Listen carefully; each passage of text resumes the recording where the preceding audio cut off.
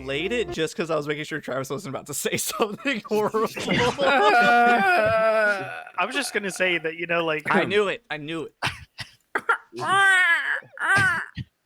I'm just Was questioning. that a baby crying? Don't do that. You're triggering me, dude. Don't.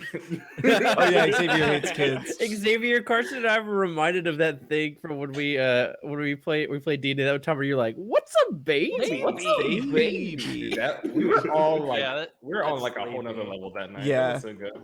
Rachel and I still say something like that on occasion, just like "What's up?" and then insert whatever. Yeah. What's a wetter than a mop? The context of that, but it was so iconic. Nancy Reagan's throat. Yeah. I mean, not anymore. I mean, you don't know. Yeah. Someone get me a shovel.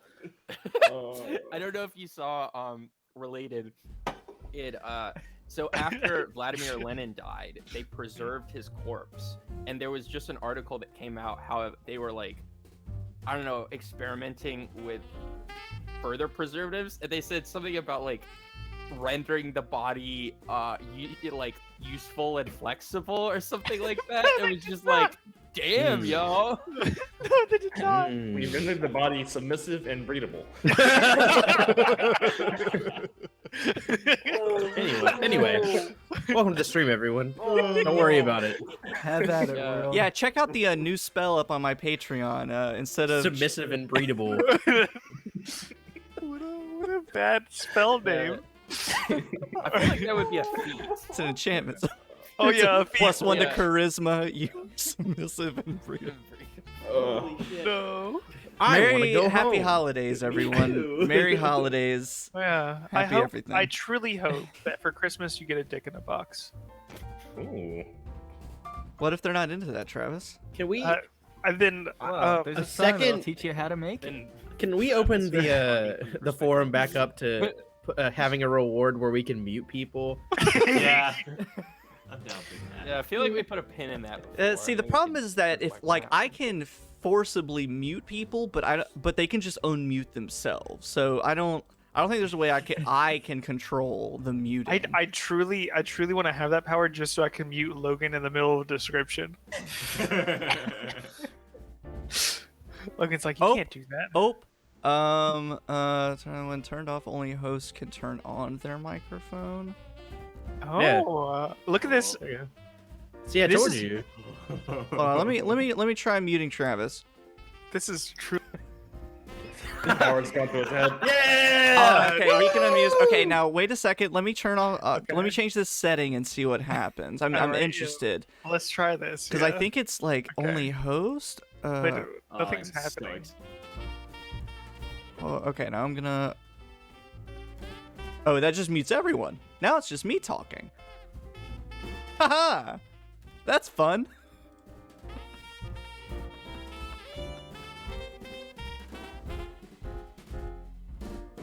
This is not what the people pay to see. Logan. You're People muted, pay? Austin. Everyone's muted. Whenever I click that setting, it You just can unmute yourself. It muted Yeah, I was about to everyone. say that all that setting means is that it automatically mutes everybody, and you choose when Yeah. everybody's Okay, I all right. do love the idea of gathering us all here and then muting us, and then Logan just narrating as we impotently gesture Yeah. and mouth things at the camera. I Mhm. think, Or that could or it's be- almost that could like be content. I Yeah. think What was your initiative?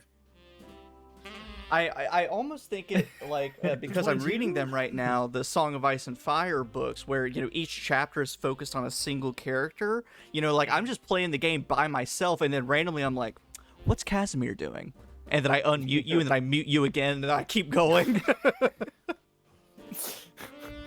I'm just—it's just a live action cruel book. and uncaring the cruel and uncaring mute button of God. Can I truly have that power for all my business meetings, please?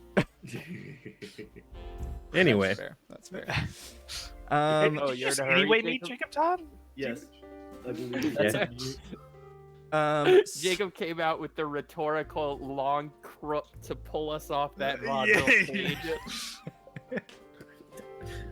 Well, this is our, as I very quickly dubbed it as I was typing up the initial message, the Holidale special.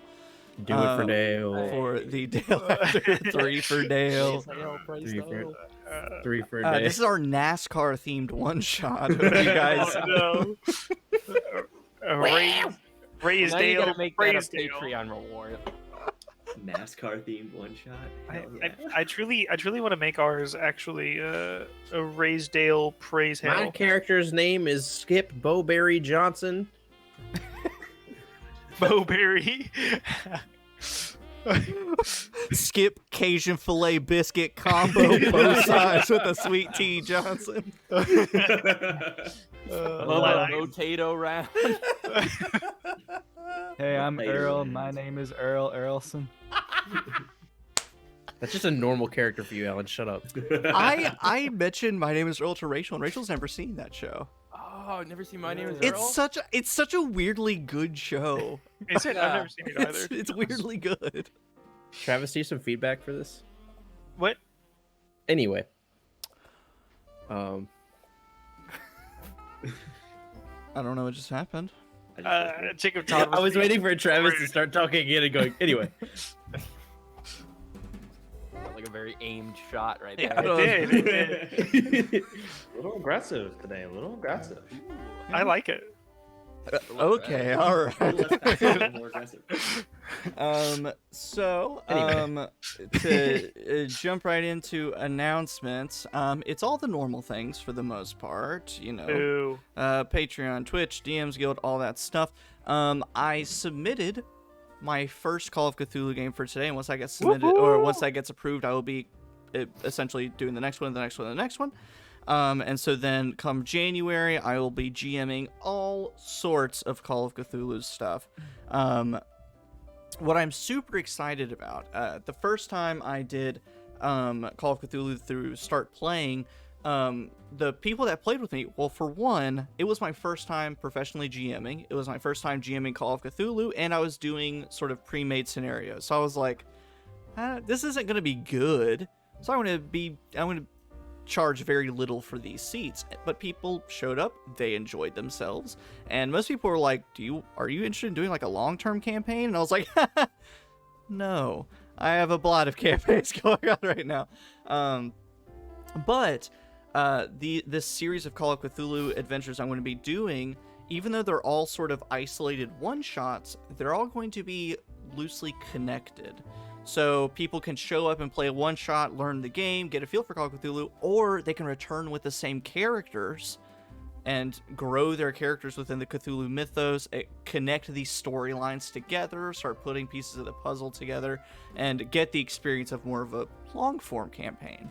So it's a little best of both worlds. And I'm super looking forward to that. And people who are part of my Discord will, of course, get all sorts of first dibs and free seats and discounted seats, all sorts of stuff like that for those games. So just keep an eye out for that. More about the Start Playing stuff will appear on my Twitch panels and everywhere else. So just keep an eye out as that becomes broadcasted. There's really not too much else to cover, besides I'm super stoked for this session we're about to do. A creator friend of mine, Shaeomar, or Shay. I'm sorry, Shay, if I pronounce Shaeomar wrong. I only read your name ever, so I assume that's what it is. But last year, whenever I took the step into freelance editing D&D products, Shay was literally the first person to reach out to me and was like, hey, I've never written an adventure. Do you want to edit it for me? And I'm like, yeah.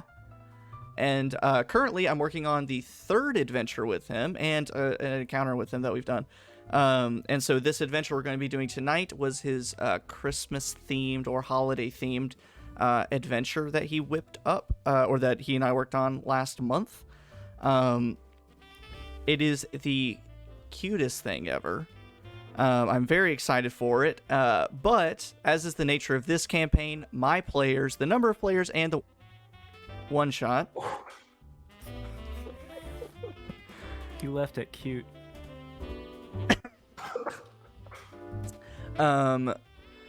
Nature of all these things, we're only going to be doing about half of the one shot. So if you enjoy the half that we do, consider going on to DM's Guild and getting this adventure for yourself. It's very amazing, if I do say so myself. Lots of fun, and I know this group will just have a blast with it. And keep an eye out. Shay and I are working on a Strixhaven adventure that's going to be coming out for the new year. Just like how this one is sort of a holiday celebration one-shot, this one that we're working on is a New Year's celebration one-shot, but set in the world of Strixhaven. Again, it is very cute. That's awesome. Also, to brag about Shay a little bit, because I know he's going to watch the VOD later, he's DMing for the first time, like right now. Oh, nice. Congratulations. Hell yeah. So good luck with that, Shay. I know it's nerve-wracking, but I hope it's amazing. Puzzle pop. And I can't wait to hear all about it. I just love that shit. That's like one of the actually in the first Call of Cthulhu I did through Start Playing, I had a guy show up, and it was his first time playing Call of Cthulhu and one of his first tabletop RPGs ever. He kind of dove into D&D and Call of Cthulhu at the same time. And he is a real-life psychologist in the real world and a professional, like, psychiatrist, psychologist. And he played a psychiatrist in the game of Call of Cthulhu, so I was intimidated, of course. But then he loved the system so much, he showed up for every other game. And then he ended up GMing his first Call of Cthulhu game, and I was like, I am so proud. I was like, you have to tell me all about it. That's awesome. I love it. I love it when people I GM for go to GM, like Xavier, whenever you messaged me, whenever you're going to GM for the first time, I was like, woo. Help me, I'm scared.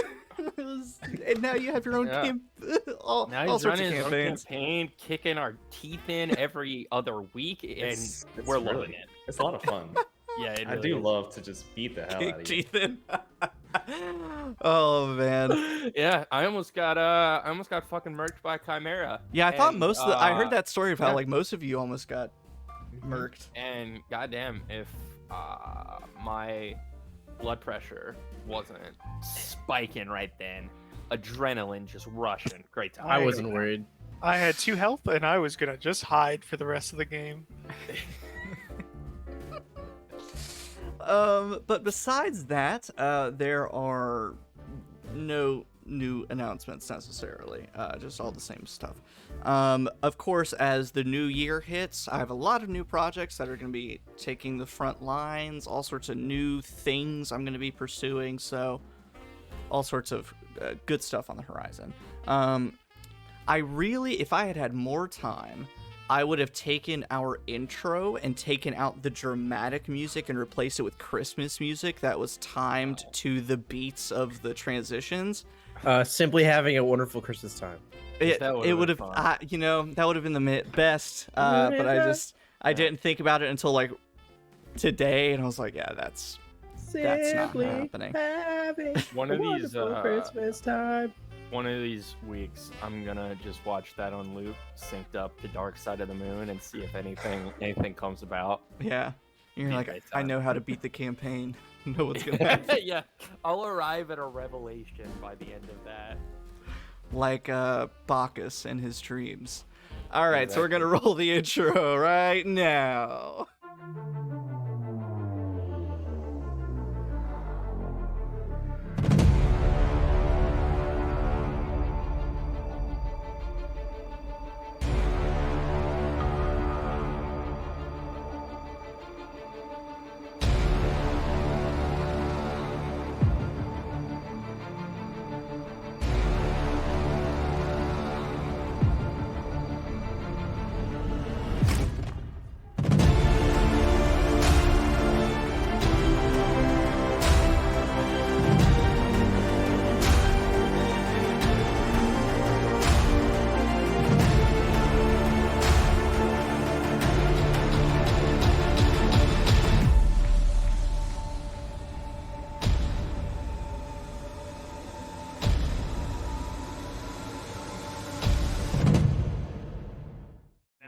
'90s references. Now it's done, and we're live Is again. it done? So yeah, Yeah, Uh, because we need some like hand signals, or I need to like do like a countdown, or This Don't is we the have a perfect bot? time to like mute us, like while it's running, and then unmute us when it's ready. that's true. that's very smart.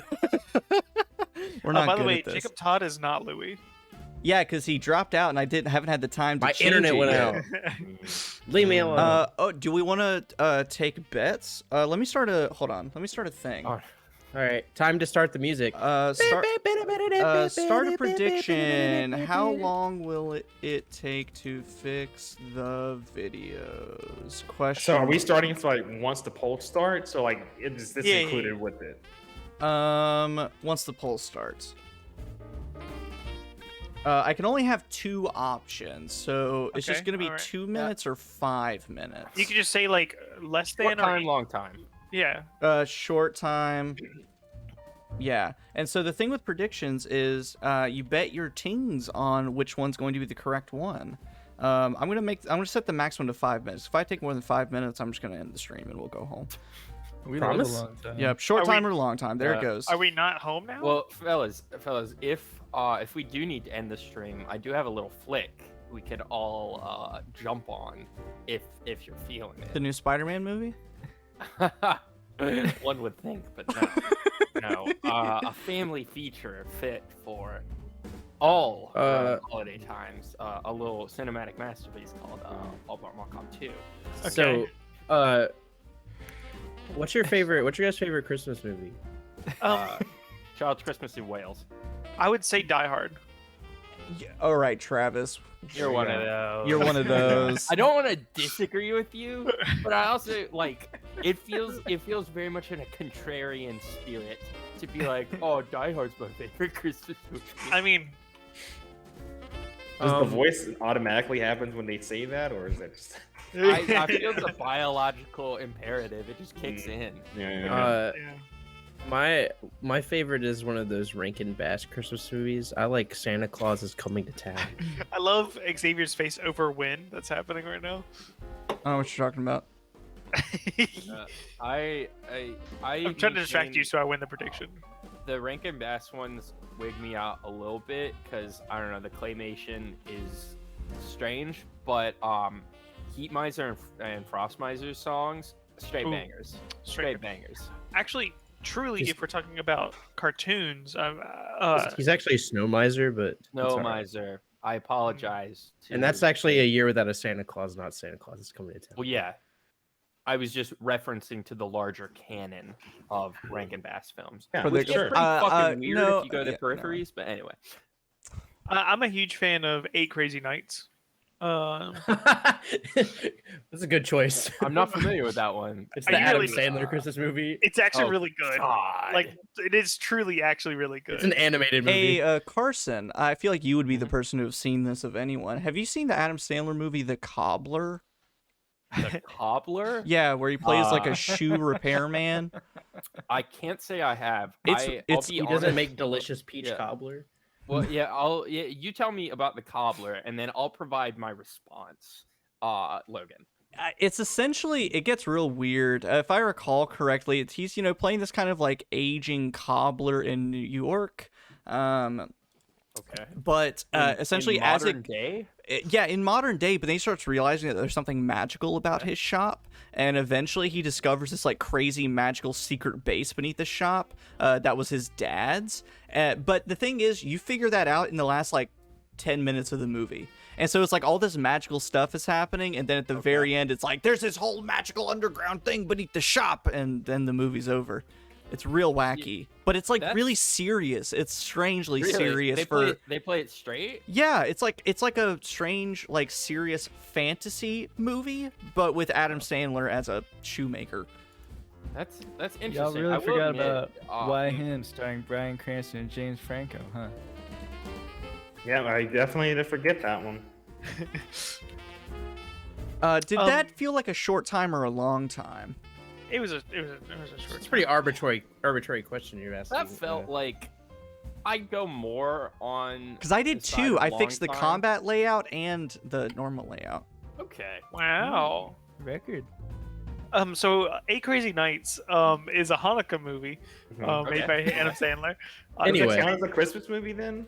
It's very good. Holiday movie. That mute Holiday button movie. is real nice right now, Logan. And it has a 12% on Rotten Tomatoes. Ooh, generous. Generous for a Sandler flick. Whoa. Yeah. Do you but not like Yeah, I will say. You don't like Adam? you don't like Hubby Halloween? You don't like that one? I will say every time I see that that gentleman who his name is Adam Sandler. Did you just every call time him I see Adam? That gentleman on screen.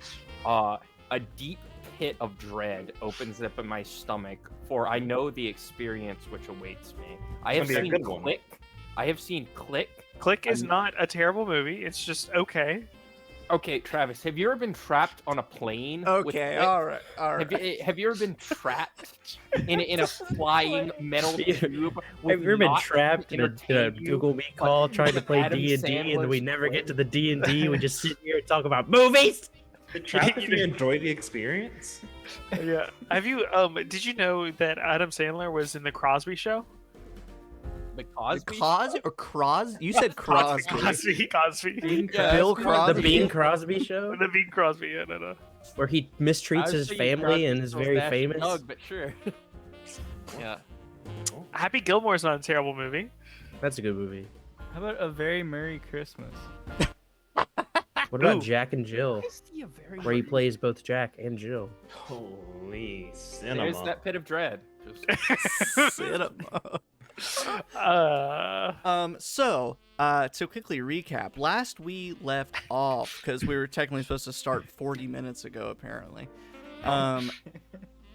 Last we left off, while in Easthaven, you went to investigate the Easthaven Ferry, upon which you found an indivisible duergar, casting spells and causing Norm to attack the party. job, But buddy. then caused Casimir to attack the party, and Louie to attack the party, and just generally people to attack one another.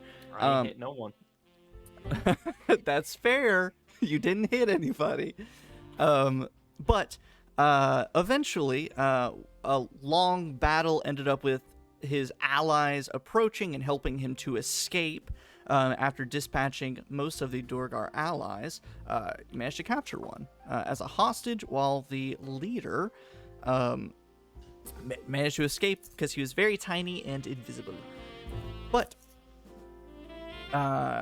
figuring out a plan, investigating the Easthaven Ferry, you went aboard to gather all of the supplies that they had stolen, intending to return them to the town, but also to eventually interrogate him once he woke up. So that is where we pick up, because the windows of the ferry have been completely blown out via Ventus's thundering magic. So you can hear a bit of the wind outside, some of the snow coming in, but just mere moments after you close the door of the cabin on the ferry to get out of the cold and to sort of pretty much hide your activity on the ferry, you hear, well, first you feel a big cold chill that hits you as a big snow flurry flies through the broken windows. But almost immediately, just as quickly as the chill came on you, there was a warmth that most of you out of game would have this experience, but only a few of you in game would have this experience. It's the type of warmth that can only be categorized by sitting next to a burning fireplace, wrapped in, a quilt made by your grandma, after a nice full dinner of, ham and mashed potatoes and green bean casserole. It's that kind of warmth. Which is odd for how cold it is outside. And you all kind of look up at each other for a second, and then you hear a bit of laughter outside. And when you look up and out of the window into the town of Easthaven, you don't see anything. But then all of a sudden, something colorful flies past the broken window. Trying to follow it, keeping your eyes on it, you eventually look around and pin it down. You see two colorful little dragons with butterfly-like wings. One of them a bright golden yellow, the other one a sort of reddish burgundy. They're very small, like maybe cat or dog sized, but they're flying through the air, weaving after each other, almost like they're playing a game.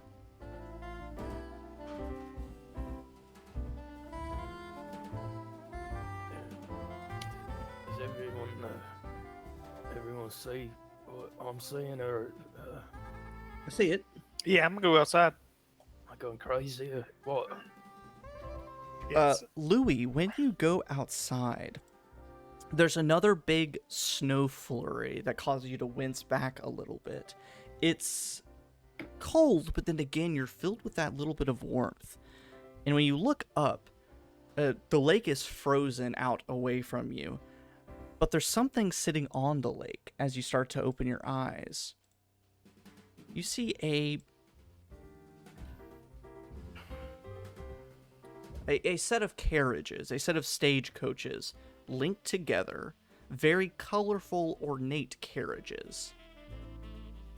Linked together, pulled by a very large dragon. Similar in style as the two flying around and playing a game. It has these beautiful, colorful, radiant scales and butterfly-like wings and almost like whisker-like tendrils coming off of its face, but then some smoke coming out of its nostrils. But as you step out onto the deck of the ship and see that vehicle parked on the ice, you see a smaller figure, maybe gnome halfling size, but maybe even dwarven size by the time you account for the rabbit ears on top of their head. You see a sort of formally dressed rabbit-looking person standing on two legs, just wearing breeches, a nice button-down shirt, a little like bolo tie, goggles, and a hat up on their head. You see this person sort of swings out the door of the first stagecoach, looks around, seeing you on the deck of the Easthaven Ferry, points to you, Louie, gestures, and holds up what seems to be a timepiece or something, and then gestures toward the timepiece, and then keeps waving at you to come over. Alright. I'll scurry over, I suppose, since he wants me to hurry up. And you all see Louie running off the Easthaven Ferry to this sort of multi-stagecoach vehicle pulled by a dragon. It's on the lake. Yeah, it's frozen. Yeah. Okay, well, I guess we should go as well. Yeah, probably. It's already gone, so. I want to try and catch the small dragons. Catch them? Oh no. So you all start running over to the stagecoach, but then you hear Norm's big I have some tongs. yak minotaur hooves clopping against the ice, clicking his tongs in the air. One of them, you see, you can hear it shout something, and then when you all glance back to see Norm chasing after these little dragons, he has this big, beautiful, white, curly handlebar mustache growing off of his big minotaur snout.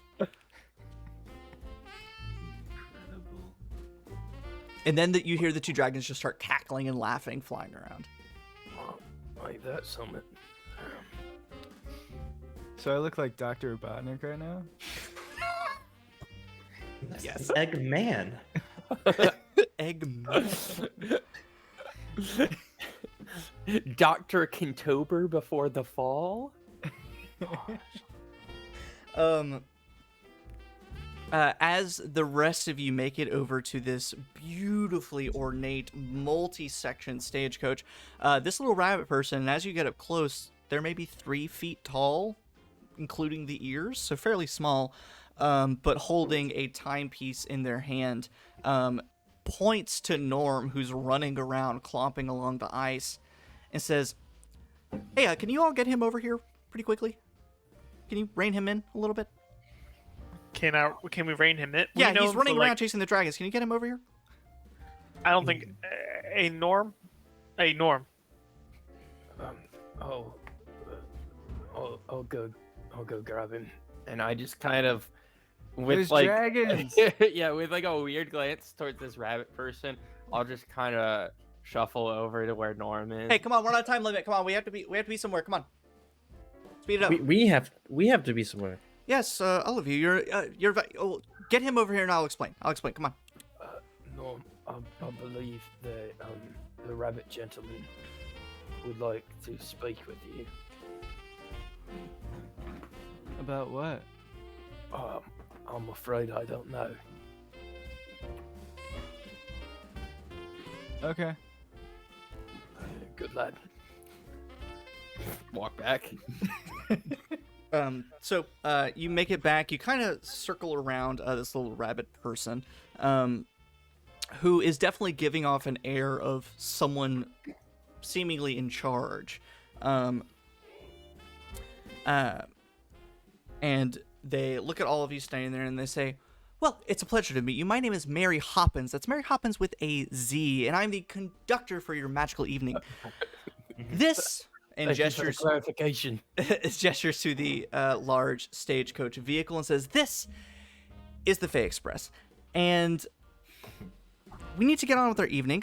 You were invited to celebrate with us a very magical holiday, so you will be, afforded all sorts of games and food and snacks and everything you could possibly imagine. But of course, that requires you to get on board the Fey Express. Everything will be taken care of for you, and you'll be brought back in no time, as if no time has passed at all here in your home. Is this your home? Are you from here?" I'm intensely writing down every word. Mary Hoppins with Yeah, and she is like zipping. Yeah, Fey Express. Yeah. Mary, not Mary. Okay. I look at Gil and Norm. Will the three of us fit in this carriage? From the looks of it, no. Incredible. Begging your pardon, Miss. Can we ride the dragon? Hoppins? No. I'm not What sure. about the if- other dragons? No.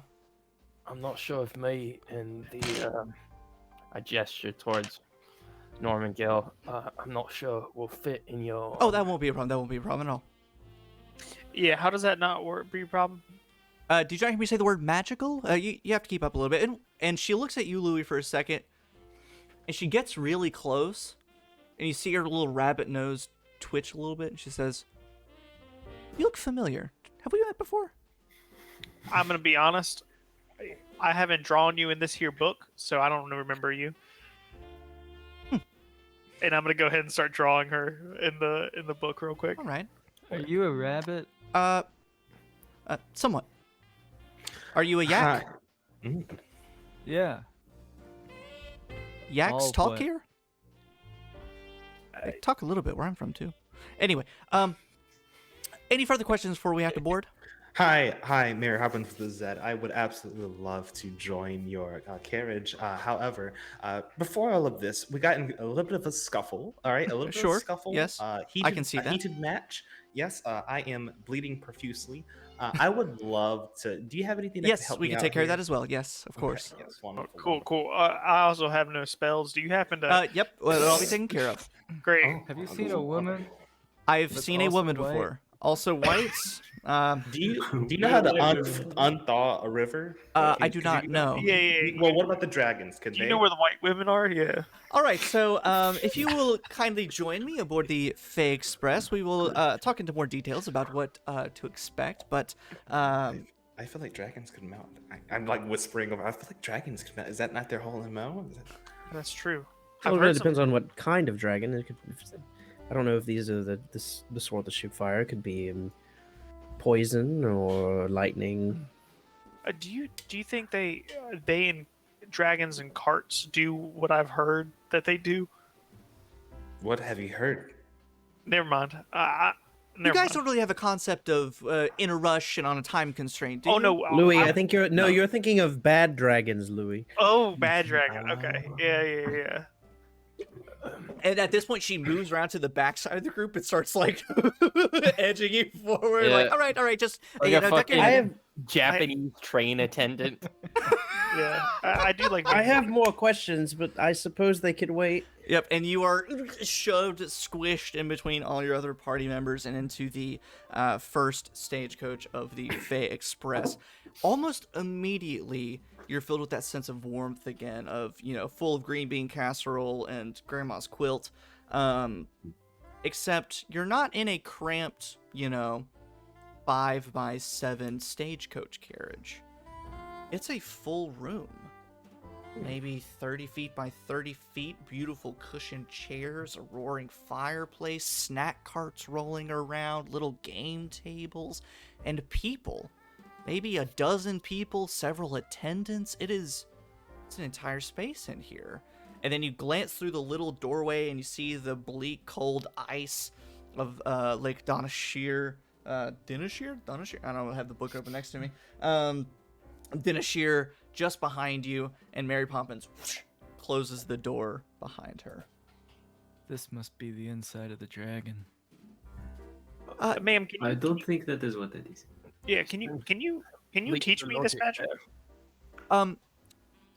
No, but we can let you experience it for a little while, and then if you're really, really quick and skilled with magic, maybe you can replicate it yourself. So a lot of this is a Fey magic, of course, and so is this. We do have a dress code here on the Fey Express. Of course, it is all taken care of by yours truly and any attendants on the Fey Express. So, of course, to sort of celebrate this event, which I will explain shortly, it is a pajamas-only dress code. So, if you would, just stand perfectly still, stand right there, and you see her nose twitch back and forth, and starting with In Ventus. the midst of this, I whisper to Gil, I'm just like, what are pajamas? And Ventus, what do your PJs look like? I would say like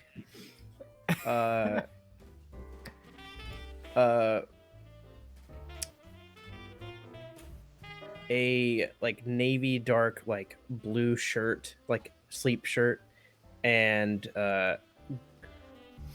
green pajama pants that have like little white like swirls of like wind pattern on them.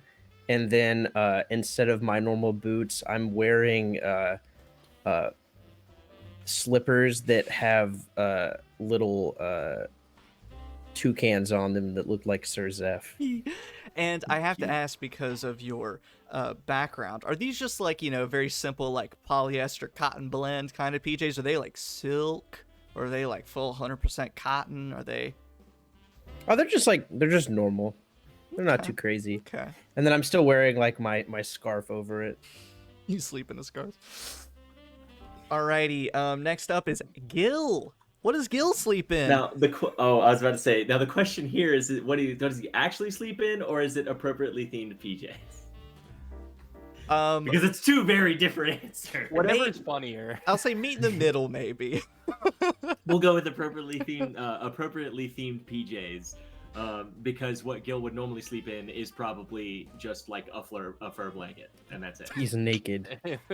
Gil sleeps in the nude. Okay. I mean, he doesn't feel cold. And you guys were gonna sleep in a resilient sphere together, or resilient dome, or whatever, like laying right next to a butt-ass naked Gil.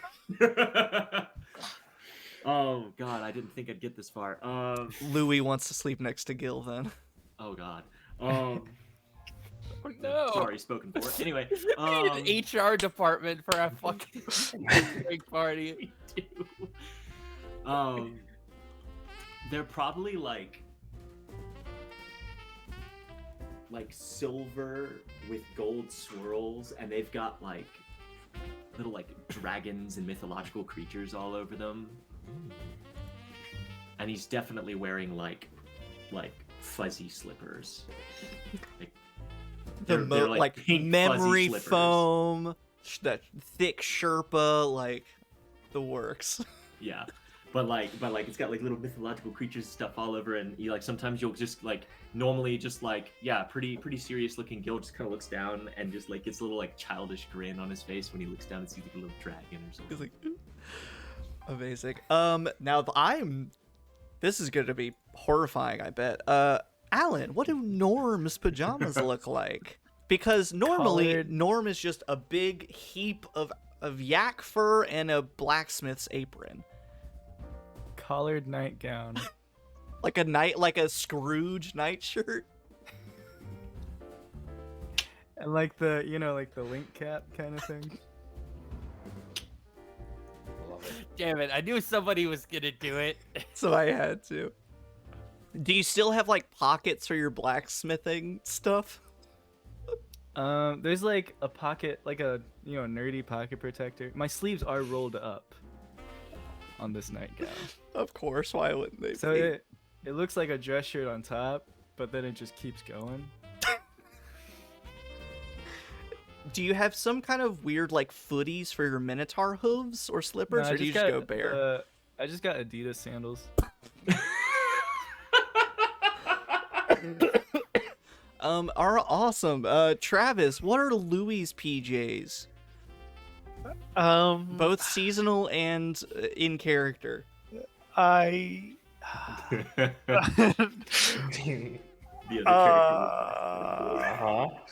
Because I assume Louie would probably just wear like a Christmas tree themed banana hammock or something. I'm gonna go with, actually, it's one of those like Santa Claus, basically just just a nice little adornment below. Santa's little ho. Are you talking about like a Red Yeah, Hot Chili basically. Peppers wearing just a sock kind of thing, but just a kind Santa of just hat? like it's just a Santa hat, and then he has like a nice little like silk robe on top of that. Sure. An open silk no. robe, You a crotch concealing Santa hat. It is magic. So you guys watch as like Louie turns, and you're like, "How is that Santa hat staying on?" But because it's magic, it just stays like perfectly in place all the time. Oh, unfortunate. in the silk robe is just it looks like a Santa's robe. Sure. Thank you, Alan. Xavier, what are Wynn's PJs? Oh, I am dressed head to toe in the finest silks. I'm talking like 10,000 thread silk, whatever. I don't know. I have a little like what are those, like a little eye mask on my head. I have a little teddy bear that I wear with it. Actually, it's not a teddy bear. Yeah, It's a little Teddy Manatee? starfish. A little starfish that I have that I carry with me. You see, I also have bedroom slippers on. They're also silk. It's very nice. That sounds horrible. It's very comfy. I was gonna say, what else would I have? I think one thing that would be very nice for me to have is just kind of just like, I'm not gonna have it, but I'm gonna just demand it that at some point someone do massage me to sleep, as it is common practice for a course. prince. Travis I saw brought his eyes to the camera. I was waiting for it. Yeah, I know we all know this, but I don't think we've It can be mentioned implied. at It's all implied. of what happens. Oh, yeah, Nope. that's Oh, right. yeah. Any people who watch this later have no idea. It's context clues. Context. If you know what I mean. I expected, because Wynn's been out of the ocean for a while now. I kind of thought it'd be like you would be the person that would wear kind of like the gloves and socks that have like lotion infused to keep your hands and feet nice and like soft and moist. My hands are always moist. I don't know what you mean. That's my secret. Yeah, I think that's a mention in the Triton description. That's a feature, is that you're always always moist. moist. Always moist. Oh man. And then finally, Carson, what are Casimir's PJs like? Okay, so Footy originally- pajamas. Originally, A onesie. I'll get to it. Originally, I thought the Scrooge thing, but then that got taken, so I thought of something better. Casimir, covered head to toe in his usual, like cobbled together fur garb, looks down and is magically whisked away, and he finds himself in God. What is it? What is it called? The fabric that flannels are made out of. I think they're cotton still. Maybe not. Is it fleece? Flannel? Flannel, yes. Flannel is a material, yeah. Then plaid is the design of it. I always get that mixed up. Flannel. Nope, yep. Okay. And he looks down and he is enveloped in hooded fleece footy pajamas, covered in strange runes of some eldritch creatures which he does not understand, that to our eyes we would understand to be minions. If you look closely, no! Oh. and one Supreme tag on the back. He's done it. Yes, so Casimir, bewildered, looks at his large, lanky form enveloped in these fleece minion footy pajamas and just beholds them with the misunderstanding of a life led on the frontier. I point at him. Beto. What did you just say? Is that a spell? Banana. Yeah. I have the sudden urge to imbibe the yellow fruit.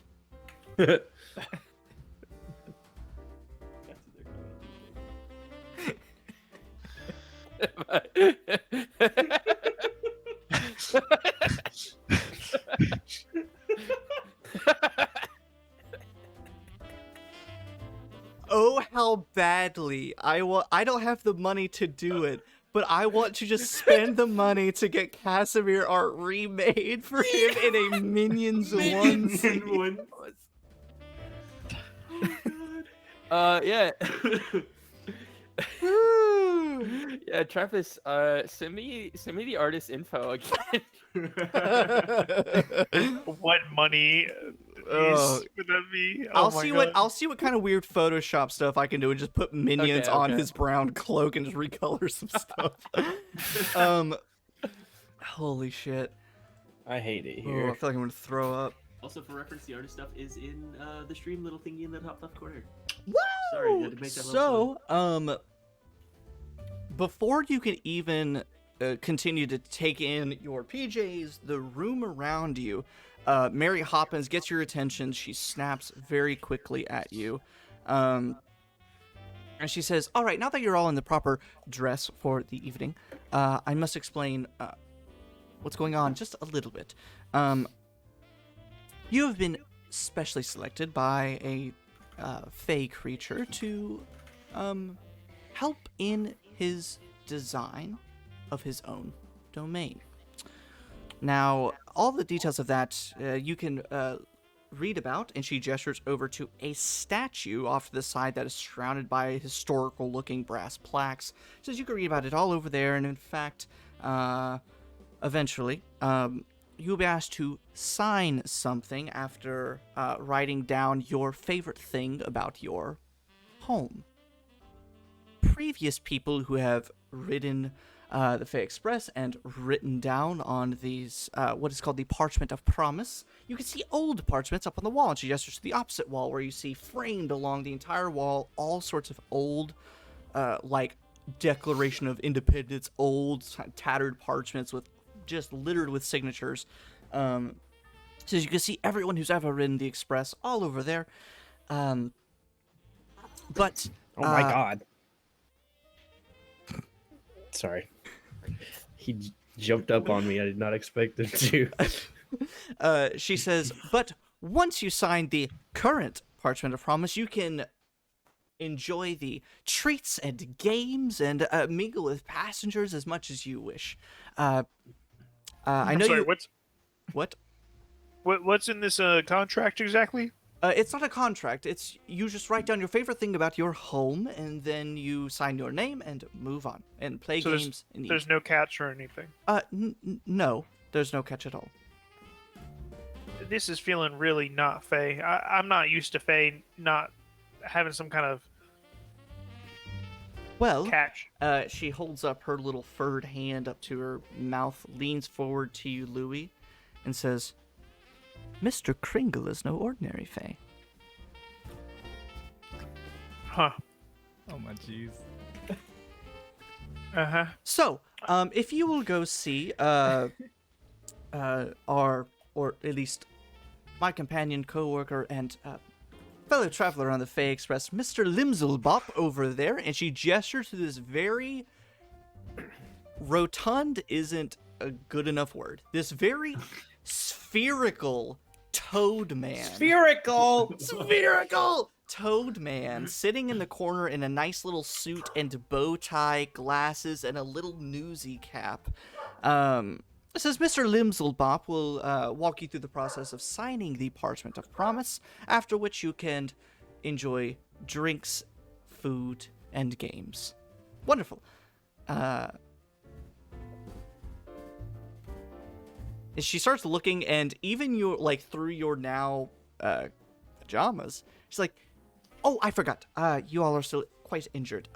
Let me whip you up something. Go sign the Parchment of Promise, and I will bring you some, Yeah, bleeding through our nightgown. Yeah, bleeding through my minions onesie. She says, go sign the parchment, and I will bring you some special tea of my own unique brew. I'll be right back." And she zips away to another stagecoach, and you are left to go speak with the big spherical toad man. Let's go read this. Is it like a bunch of interconnected stagecoaches? Yes. Like a train. That's awesome. Okay. That are bigger on the inside. Before I sign it, can I look for my name? Oh, you want to go search out? So you guys see Louie break free from the group for a second. We'll come back to you because it'll take you a minute to skim all of those names. So as the rest of you go over and approach Mr. Limselbop, this new group of figures walks over to this very stationary spherical toad man. Spherical. He looks up at you over his glasses.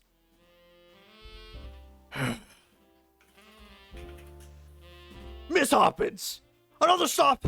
Really? We're filled to the seams with passengers." Kringle is really pushing it this year. I assume you're here to sign the Parchment of Promise, yes? We could leave if. Oh, no, whatever Kringle wants, yes. Yes, we can sign it, but can I read over these the stipulations first? Oh, there are no stipulations. It's just write down your favorite thing about your home. A city, a town, a village, your actual house, family. And he sets out a piece of parchment that you see people have signed before you, and it straight up is just little 2 to 3 cents things about, my mom used to make this apple pie this way, and it always makes me think of this thing. Or, my town used to have this festival at around this time of year, and it was really wonderful. Or, it's just all sorts of different things from places you've never even heard of. It's just a very wholesome looking document.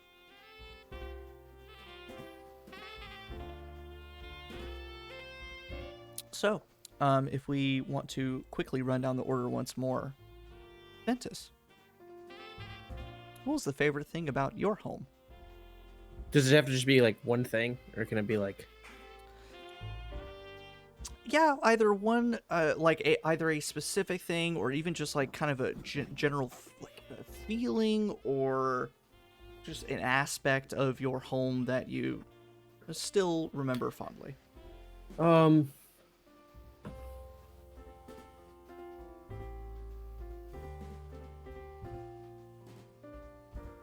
I think that he would write just like it would be two things, but in one sentence.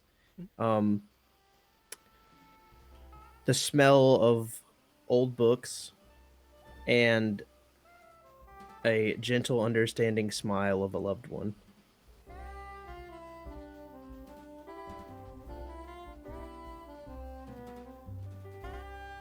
Okay. And once you finish, Mr. Limselbop tells you to, sign your name, and it will go up on the wall once this parchment is retired, and people will be able to look upon your name and your adventure that you had here later on. Following that, Gil, what was the favorite thing about your home? I guess he doesn't really write like a cohesive sentence. He just kind of writes basically like bullet points, essentially. But it's the fresh morning air, looking out across the mountains. Just the comforting presence of the people he grew up around, and the adrenaline rush of learning to fly on a griffin. But he also looks extremely sad the entire time that he's writing it.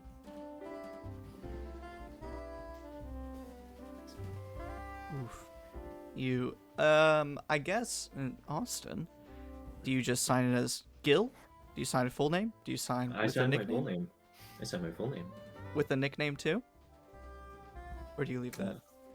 I leave the nickname off. Okay, I just curious. don't deserve it anymore. So I sign with my full name, Gilgamesh Akhenathi. yes, and this was established last time, but Norm, Alan, you are next. But before you get up there to fully write down, your thing, you spot Gil's name just above where you're about to sign, and we'll say because of your, hampered intelligence score, wisdom. Your wisdom is lower. Your intelligence is fine. Maybe you just didn't hear it or notice it up until this point. Gil is part of the, according to the Minotaurs, Gil is part of the bad Goliath clan.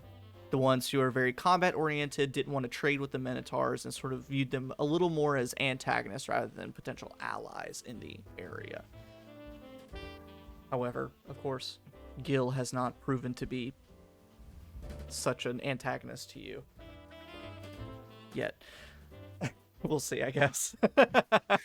But Norm, you are urged to sign and write your favorite thing about your home, and I will let you kind of have your way with it, whether you speak about your sort of colony home or your home or whatever it might be. As I walk past Gil, I do that that thing that I see white people do when they walk past other people, on the street, where they just kind of purse their lips and I know exactly what you're talking about.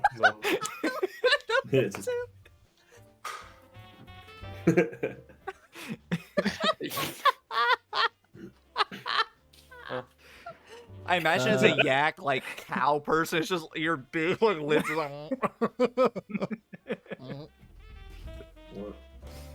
Anyway. I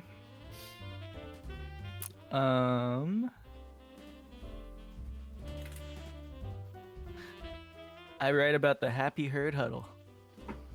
Happy herd huddle. So for yaks, basically, adult yaks have to hibernate during the harshest part of the winter. But the children do not. So what happens is, most of the adult yaks, if they choose to, most of them choose to, just kind of stand and huddle together, kind of like emperor penguins, and then they just sleep. And yak children are tinier, so to them it just kind of looks like a big hairy forest that they basically it's super warm in there, so they just kind of live there for a few weeks and are for the most part unsupervised. So it's kind of like a Lost Boys kind of thing where like the kids just run rampant under these sleeping adults with like a few making sure they don't like, leave the pack or anything or like are profusely bleeding. And So like Hook Lost Boys. yeah. Okay. Not film The Lost Boys. Oh no.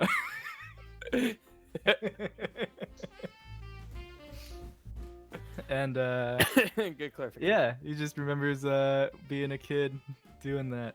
That's so cute. And so he writes because that feels like it's too much to write down. He just writes Triple H. The WWE wrestler. He's from our tribe. Amazing. Win. What is your favorite thing about your home?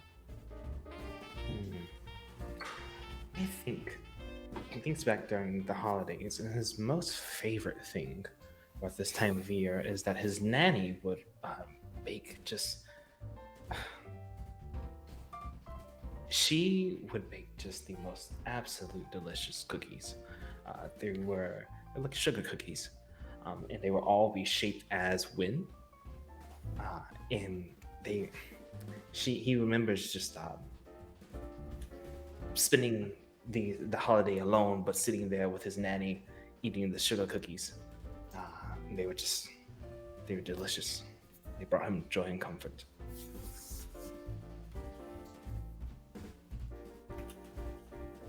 You are muted. You're muted. I just said so sweet and so sad. Casimir. This is probably also going to be sad. What's your favorite thing about your home?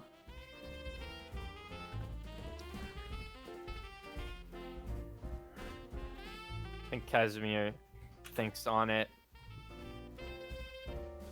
Maybe I don't know. It keeps me from freezing. I feel like everybody else had that one. I don't know, maybe sometimes when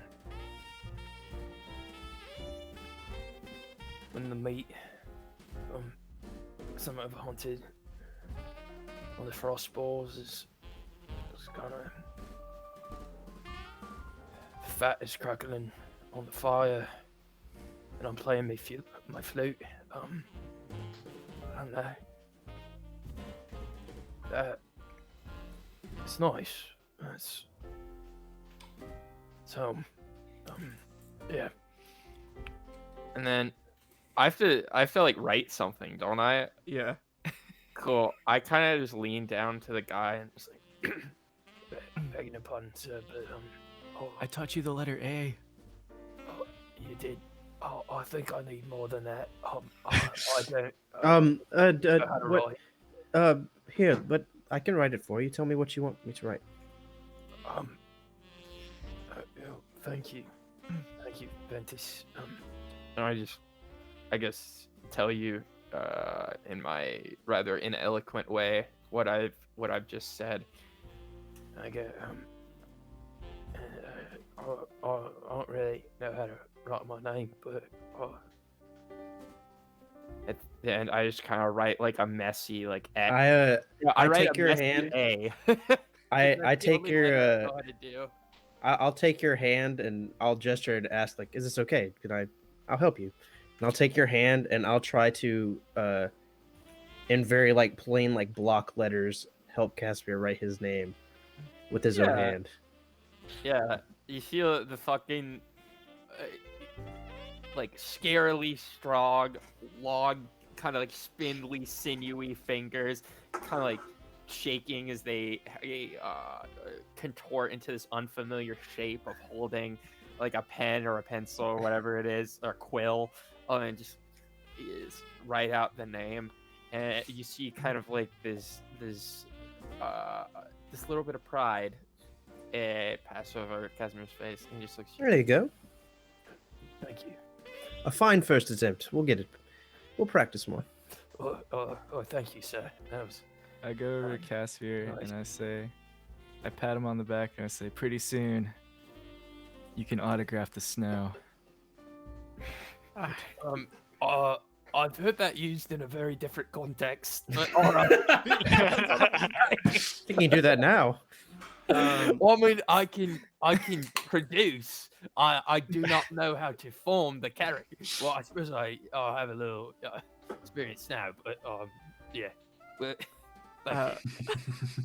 So Louie, by the time Casimir finishes up, you've scanned pretty much most of the parchments, and you reach the end. And then as you go to turn, you happen to glance over and lock eyes at one of the portraits or the frames holding one of the parchments, and see your full name signed out into beautiful calligraphy.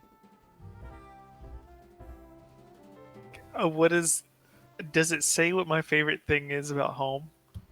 It does not, and in fact, you can almost make out where the ink was, but it's almost as if that text has literally been removed, taken off of the page. So you can. Does that seem to be the same way with everybody? Yes, everyone. Okay. Cool. Gilgamesh is gonna add one more thing onto his. This is one of those things where he was like, You go back for seconds. yeah, like I haven't heard it. Like I haven't thought about this in a long time because it's been a while. And he just writes, Enuma's laugh. Austin.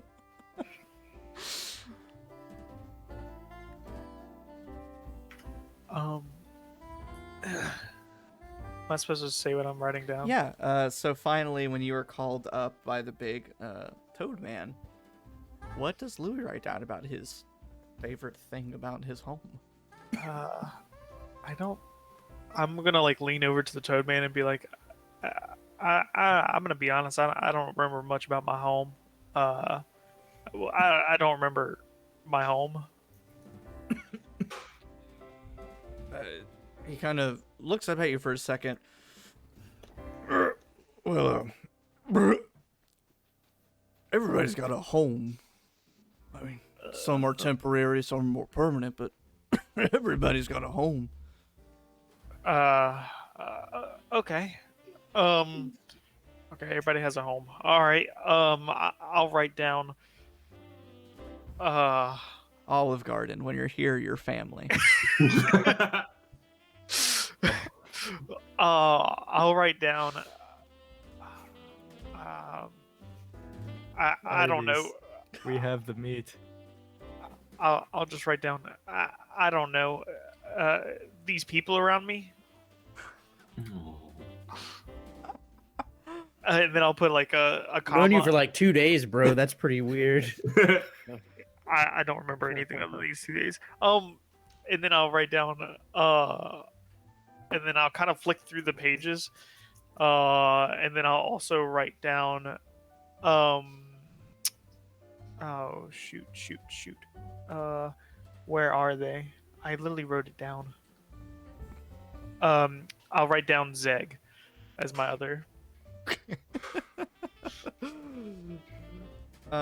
Finally, once you put down that final G, you hear Mary Poppins step on over and say, "All right, so yes, Austin, I saw you." I said Hoppins. Hoppins, yes, Mary Hoppins. Mary Hoppins with a Z. She hops on over with a tray of nice steaming tea. She says, this is my special brew. It should make you just like new. At least that's what it says on the label. And she hands you each a mug of tea that she tells you to quaff down a little bit quickly. It's a little too warm, but you do it anyway. And you all gain the benefits of a long rest. Bet. Woo! Wonderful. Slight caffeination. Which will carry over into our next session, right? Definitely. If you survive I'm this one. asking for another one of those. Multiple Yeah. Can I get a to-go? Can I get a to-go? Here's the go cup. It has to stay hot, you know. Fey, they can travel the plains, they can, make you good as new, but they can't keep a drink hot. That's like the That's one what rule. prestidigitation is for. I'll just keep using Yeah, it. see, that's not allowed in the Feywild. They just Yeah, can't the learn mages that. have been trying to figure that out for millennia, and it has resulted just in many deaths. Nothing. If you keep your arbitrary rules to yourself, Just like a normal fucking prestidigitation. Everyone can do that. As you guys long rest, we'll take a quick toilet cat break so we get into the second half of this. Toilet dog break. Toilet dog break. Nope, it's toilet cat. Always will be. We'll refill and we will be back in just a minute. Ooh.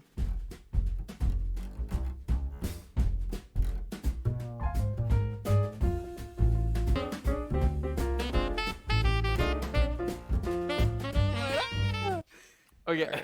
We were not talking about That makes it sound so much worse, by the way. Yeah, whoa, why'd you That phrase made it it like sound that? like That's what it already was. Come back, and I was just like, "Oh, Carson, okay. how could you say such a thing? How could I say such a thing? Oh, no one oh, was Carson, surprised. Carson saying something off the wall and inappropriate. Wow, really out of character. Yeah, you've really insulted the Vuvuzelans. Yeah. Yeah, You've gone. The thing is, you've gone from being funny now. It's just predictable, Carson. Do something new. Well, yeah, maybe I'll pick up prop comedy again. I Oh, mean, yeah. that Yeah, whole worked thing out with the so well tiny- The for classic Carrot Top. the whole thing teacup with the tiny routine. cups fucking Yeah. killed. You're like feel like that's a new carrot top over here. Hey, I just made a Carrot Top joke. Don't steal that. Oh, I didn't hear that. Sorry. I did. I went to go I see heard Carrot you, Top. Jake. Yeah, heard you. yeah. Our friend Kyle is in Las Vegas right now for work, and he texted me and said, "Should I go see Chris Angel?" And I said, "If you don't see Chris Angel, while you're in Vegas, what are you even doing?" And he says, "Would Carrot Top suffice?" And I go,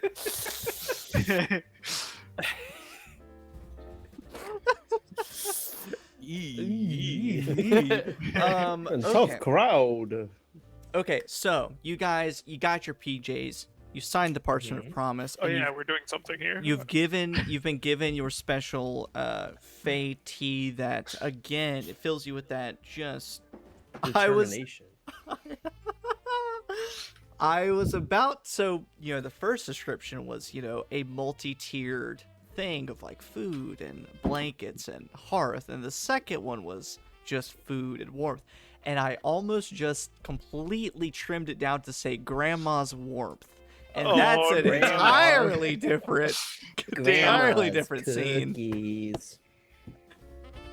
You filled with the warmth of grandma's cookies, and you are given freedom to roam and play games and have food. So what I'm going to do is I'm going to give you a list of the things that you guys can go do. Ooh. I'm going to set a real life timer. And then when that timer runs out, we wrap up to the end of the thing. We're going to go past our normal time or aim time of 10, but also you teachers are not in school anymore, so we're a little bit more flexible. Unless people really want to be able to wrap up at 10 o'clock, because it's already 9:42. That's what I thought. Giving the quick rundown here, there are primarily 2 snack carts in this stagecoach. The rest are similar in design, but the ones that you see most nearby, one is a hot chocolate trolley that seems to be an almost unnaturally rich brown, really rich hot chocolate, while the other is a pastry cart with a variety of pastries on it to suit any pastry desire you might have. One of the games that you see is sort of a almost like a guess how many jelly beans type challenge, but guess which wand works challenge. You're presented with a number of wands, and you have to guess which one works, and if you guess right, you get the wand that works. Another one is a very simple challenge called Dice Battles, which you can guess what that is. It's rolling Damn, dice. they got Bakugan. They got Bakugan. It's dice with a twist. There's another one that might interest some of you, which is a candy apple eating contest. You're eating apples coated in the hardest caramel. Caramel? Caramel? Caramel. Caramel. Potato. Caramel, known to the Fey race. Fey species? It's a race. Species? Is it a Fey? It's a I race. think Fey is a species. The Fey people. Fey people? Known to Fey people. Fey folk. The Fey folk. Feys? Known to the Fey folk. There we go. There's another game which catches my attention as the person who edited this adventure. I fell in love with this one immediately. No pressure. A game called Bumper Donuts, where you are shrunken down to a microscopic size and you're put on essentially a Cheerio and put into a vat of milk, and you have to be the last one on your Cheerio. It's donuts, so it's a little bit bigger in scale, but I like the concept of it being a donut. So it's a donut for this one, or it's a Cheerio for this one shot. Not sponsored by General Mills or Cheerios. And that's the last of the game. So you've got Bumper Donuts, Dice Battles, Which Wand Works, and the Candy Apple Eating Contest, and then the 2 food carts, the Hot Chocolate Trolley, and the Pastry Cart. So I'd like to. Yeah. I'd like to go to Which Wand Works. Okay, so I'll make a little list here. So Ventus wants to go to Which Wand Works, www. Who else wants to do what? I'm going to the Bumper Donuts, 100%. Take me to the Yu-Gi-Oh! Dungeon Dice Monsters. Duke Devlin. All right, so Norm wants to go to Dice Battles. Food cart for Casimir. He just wants to hit up the food cart. Well, we'll assume that other people can do the food cart. So, but Casimir, I'll put FC for food carts. Are there other people here? Yes, that's a great question. Oh, okay. I shouldn't start the timer yet. Thank you for asking that, Alan. So as far as other people go, there are 6 people that you quickly identify as crew members because of their matching striped tights, doublets, and little pointy caps with a bell on the end. They're all gnomish in size with little pointy ears, sort of like pointed almond-shaped eyes, little tiny almond-shaped noses, and big bright smiles. Besides them, you see maybe a dozen or so guests, people participating in the games, eating and chatting with one another. A few people that you see the yellow golden dragon from earlier, still flapping around and putting little mustaches on people. You see a young human child, sort of in her nightgown with this dark brown skin and black hair, walking around. What you most notice, though, is as Mary Hoppins passes through the stagecoach, this little child is trying to, like, grab onto Mary Hoppins and just keeps mumbling Fuzzy Bunny as Mary Hoppins walks by. Lastly, can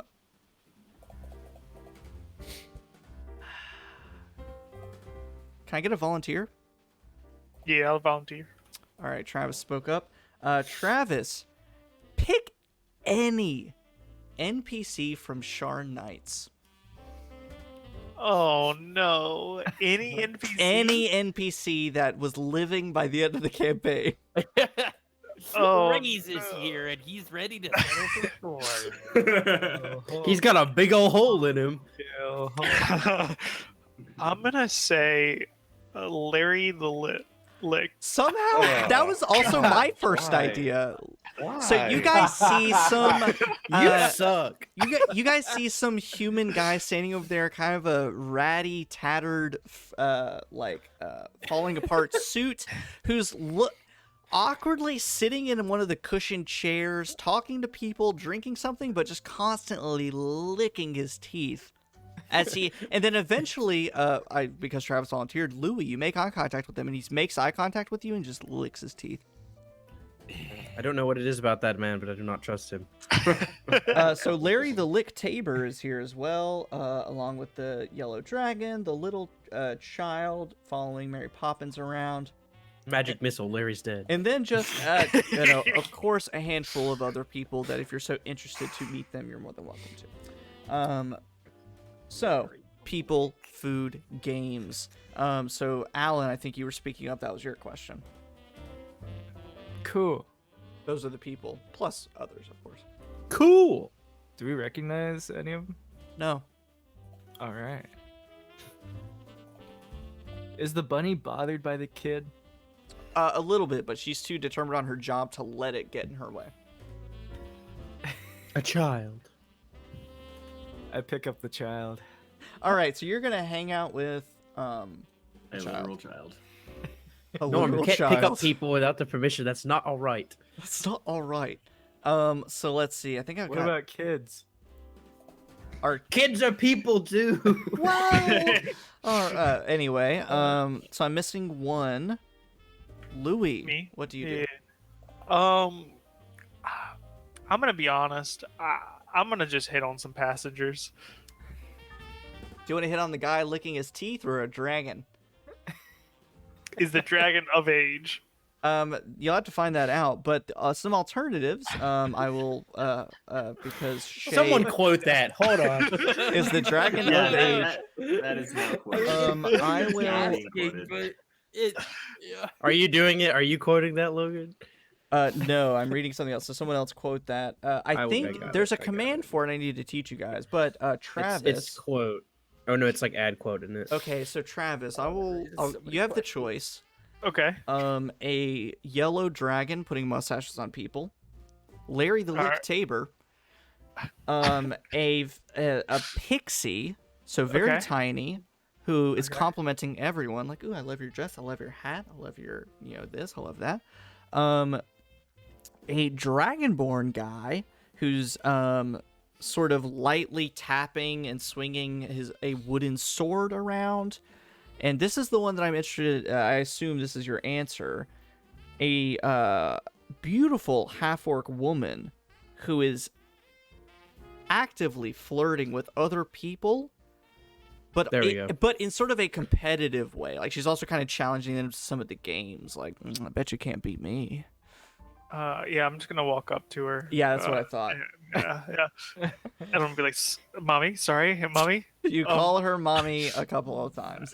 We'll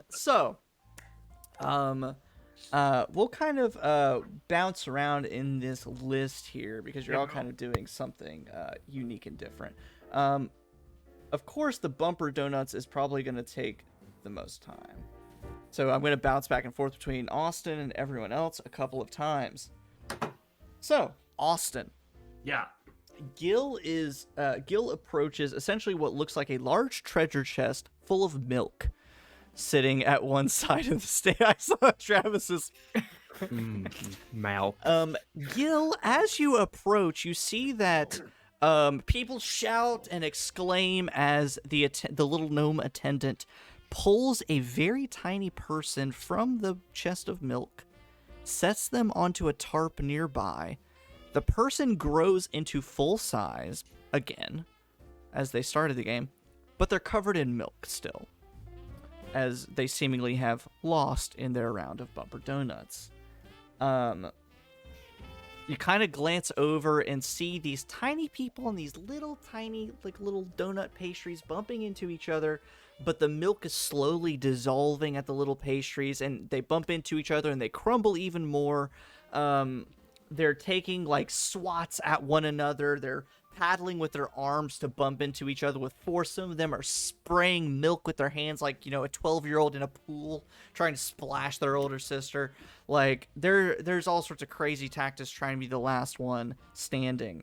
But eventually, the final person is left floating on their little donut. They're plucked out. It grows out to be this beautiful half-orc woman who Louie immediately starts flirting with, and gets their attention for a bit. So as you go to compete, you're sort of given the rundown, and it's fairly self-explanatory. You are shrunken down, put on a little tiny donut in a big pool of milk, and you have to bump into people or splash them with milk, and be the last one still on your donut by the end. And bumping into people dissolves your donuts. Every round, the milk dissolves the donut. kind of, what kind of strat you want to play. But if you agree to these terms and conditions, I assume so. Oh yeah, 100%.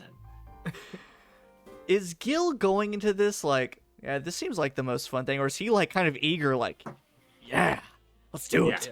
Yeah, it's number 2. It's like that. Gil is like that person that when he plays games, his fun comes from trying way too hard. Okay, so playing Catan with Gil would be like a nightmare. Yes, 100%. So I remember us saying in the last session that Gil was the person that wears shorts in winter. Is Gil also the person that, like, during gym class in middle school, he just ran like full speed during all the activities just cause? Yes. Okay. Because he was like, I can do it. I'm gonna do it. It's one of those things He where beat like everyone it's in like the everybody pacer else is like, test. oh, gym class is just we gotta kind of do it, and Gil's like, I wonder how fast I can go. Yeah. Can I get How do I faster? win at gym? Yeah.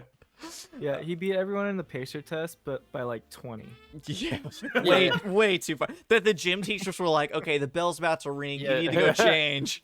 We have to Yeah, flip the the CD tape. started skipping.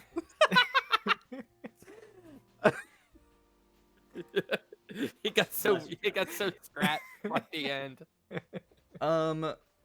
So here's what I'm going to do, because not all, actually only one of you, in fact, is participating in the Bumper Donuts. It's sort of initially, as we intended it to sort of function more like combat, but that would be kind of boring with just one person and bouncing back and forth as sort of a combat thing. I'll go play it if I you let me didn't- do the. I was gonna say I didn't have one. I can You join. didn't? Who did I? I'd if I can do the wand thing first, I also don't mind doing it. I Who just did wanted I to do the wand. double up? Oh shit! I see what I did. Yes, Xavier, what does wind do? Yeah, I'll do the bumper donuts. Oh yeah, because you can swim. And I can join while I'm flirting with her since she seems aggressively competitive. I'll let her win. Okay, she'll probably beat me either way. Fair. So if we do that, maybe this is your way of flirting. You're participating in what she wants to do, and see if Yeah. she can beat you. And maybe you're waiting in line, waiting for the game to start. And you're flirting. You're like, if you beat me, I'll da da da da. Well, if you can beat me, I'll da da da da. Yeah. So if I can get Louie, Gil, and Win to roll initiative for me, and the half-orc woman's name is Shaeomar Swiftarm. And the description is brawny and beautiful and loves to flirt and compete. Hell yeah. And as a note in general, my typical pickup line is let me draw you like a 10 Towns girl. In a full, wool coat from head to toe, where I can't see your face at all. Oh my god, so hot. All right, Gil, what's your initiative? Natural 20 for a 21. R.I.P. Win. 7. Awesome, Louie. A natural 19 for a 20. Okay. Now, here's what we'll do. If you guys don't mind getting a little creative with this. I'm going to do this blank map here. I'm going to attempt to draw just a square on it. What did you say her name was again? Oh, Shaeomar Swiftarm.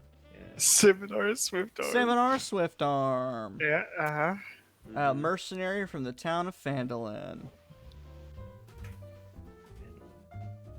Which you've probably never heard I do of. know Phandalin. I was gonna say, how do I know? All of you, most of you probably at least heard of Phandalin, but Louie probably I do hasn't. know Phandalin. I wonder how my boy Finnegan's doing. Dude, he's fucking that MILF. Damn. Wouldn't it be nice? Wouldn't it be nice? I wanna Get be like you, you, my my boy. boy. Oh, I love that TikTok. Oh yeah, that's my favorite. One of my favorite trends right now. So do you guys see that little red square I've drawn? Yeah. Yes. I'm about to draw some circles to represent so you know how you guys ever have like Casimir's undies. you ever have like mini wheats or some other kind of flaky cereal with lots of debris left behind, and you finish all the actual bite pieces, but then there's all sorts of like shredded bits still floating in the milk. That's what's happening. So there are bits still floating in the milk that essentially act as obstacles for you guys. In this one here, and that one there, and this one down. Oh, Jesus. Okay. And I need to pull out your tokens, and I'll get you guys placed, and I will effectively let you guys sort of place yourselves. So let's see. We've got a Win, we've got a Louie, we've got a Gil, and we've got a random barbarian token. All right. Nope. All right.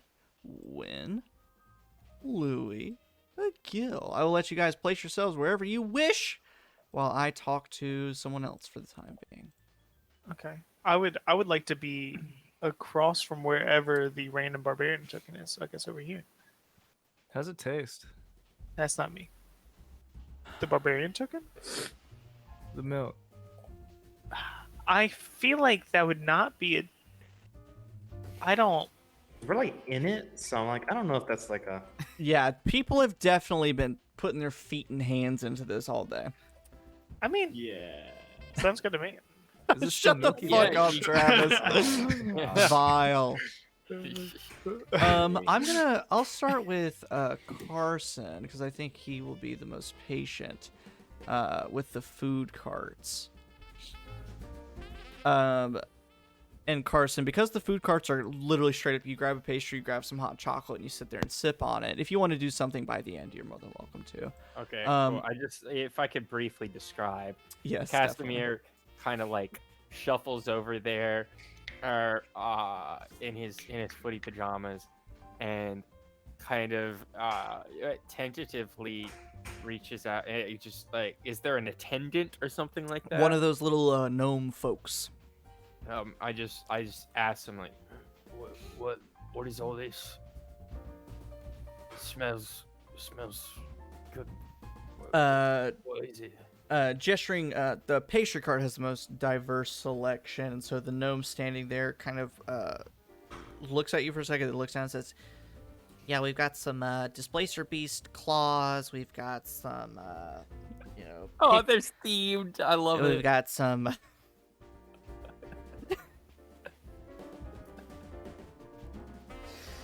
we've got some pixie fritters, we've actually got this very nice Sprite twist. It's got, some lovely cranberries in it. It's a little new, a little different for us.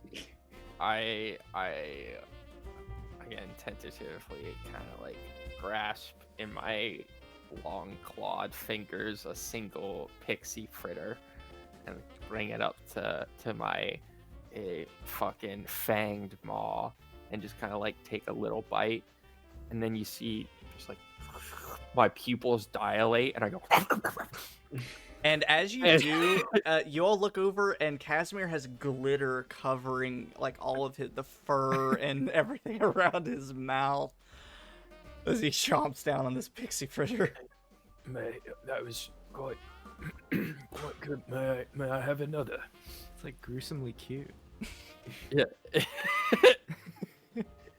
May I have another? Sure, there's more pixie fritters. And then we also got these dryad muffins. They're tantalizing and irresistible. Cool. I just start grabbing like one of everything and just like, and then like I'm like, oh wait, what's that? And I grab the hot chocolate and just like, and I'm just like a child, just inundating myself with so much sugar. Like something I've 100% like never really tasted before. I'm just Yeah, going that wa- I did Yeah. like because your diet has been just a lot of like fresh caught meat and Yeah, like lean protein, that's about it. maybe some like fungi or like root vegetables. But yeah, I'm going insane on these. You're gonna be like that on these picture of the raccoon caught in the donut box. Yes. So I've already won.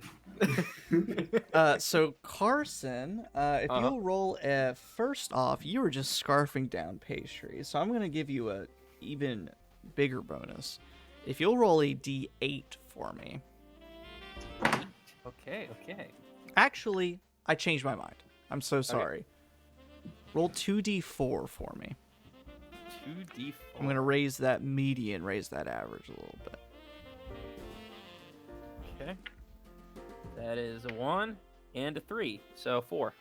Perfectly average. Perfectly average.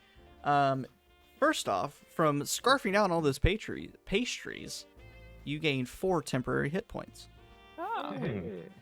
Basically, for the purposes of this adventure, this little session, until they're gone or until the session's over. Additionally, chugging hot chocolate, eating all those pastries, you, after literally just moments before, after being prompted with what's your favorite thing about your home and some of your first words being, I don't know, you're filled with this sense of comfort and a little bit of joy and being at home. Almost feeling like you can just do anything. You just feel good. And so you essentially have a halfling luck point. So if you roll a 1, you can re-roll it. I love it. Awesome. Again, until effectively you use it. Brad. Bouncing back to the bumper donuts, folks. Let me change it on the stream because it should be pulled up here in a second.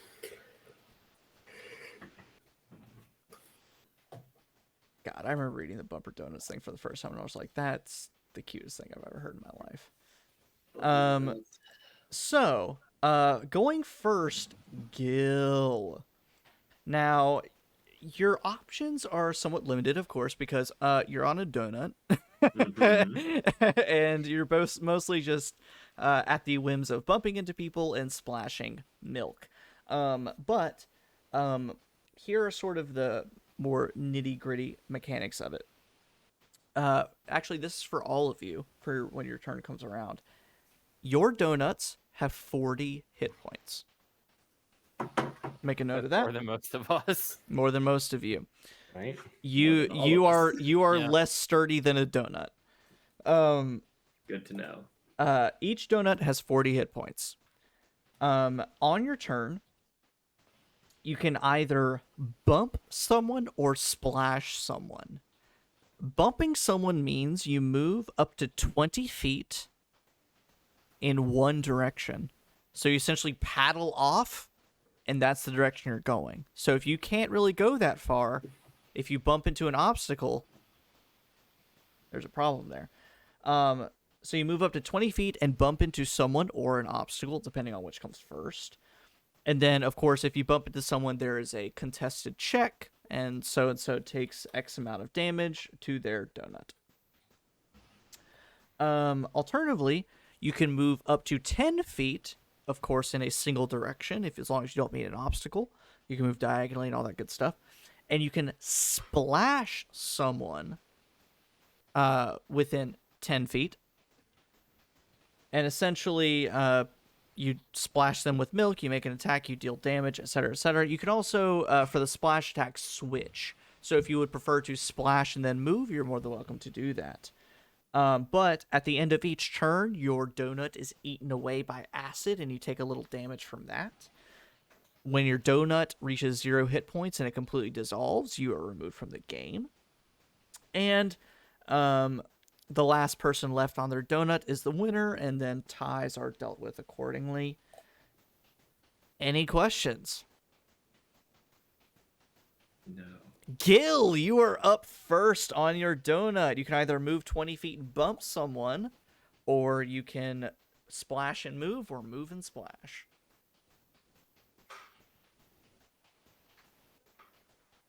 I don't think I can bump anybody from where I'm at, or splash from where I'm at. Did my music stop? Oh, there's not. Oh, there's combat music on this page. That's why. Huh. Can I just move and not? Yeah, do out that's of the yeah. You thing? could just God. move and slide forward 20 feet and stop if you want. I'm just gonna slide forward 10 feet and stop. That's perfectly fine. Just kind of. Grab onto some of the nearby floating oat debris. Slow your progression. Oat debris. Oat debris. That was my nickname in high school. Now, next up, we've got Sounds like a Louie. I'm gonna Oat debris. I'm gonna free action wink. And then The orc I'm lady? going. Yeah, the orc lady. And then give the. I'm gonna a bump. I think you said 40 feet, right? 20 feet and then a bump. 20 feet and then a bump. Yeah. So I'm gonna 20 feet and then bump Gil into the debris in front of or behind him. Okay, so this is where the contests are really gonna shine because, if you are bumping someone, you have to make an athletics check. Lol. If you are the bump E, so Gil, make a strength or dexterity or athletics or acrobatics check, just like a grapple or shove or similar thing. The loser takes the damage.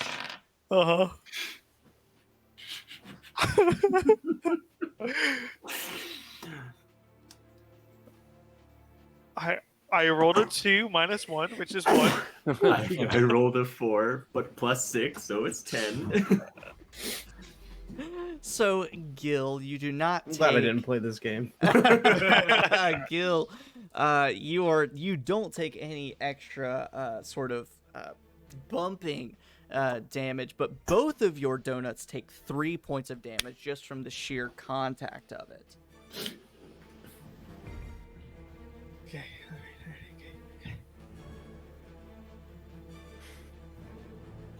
Awesome, and then now that will take us to... Ooh, the half-orc woman who you winked at and challenged a bit. She is a little far away. She's going to move 10 feet diagonally there and splash Louie.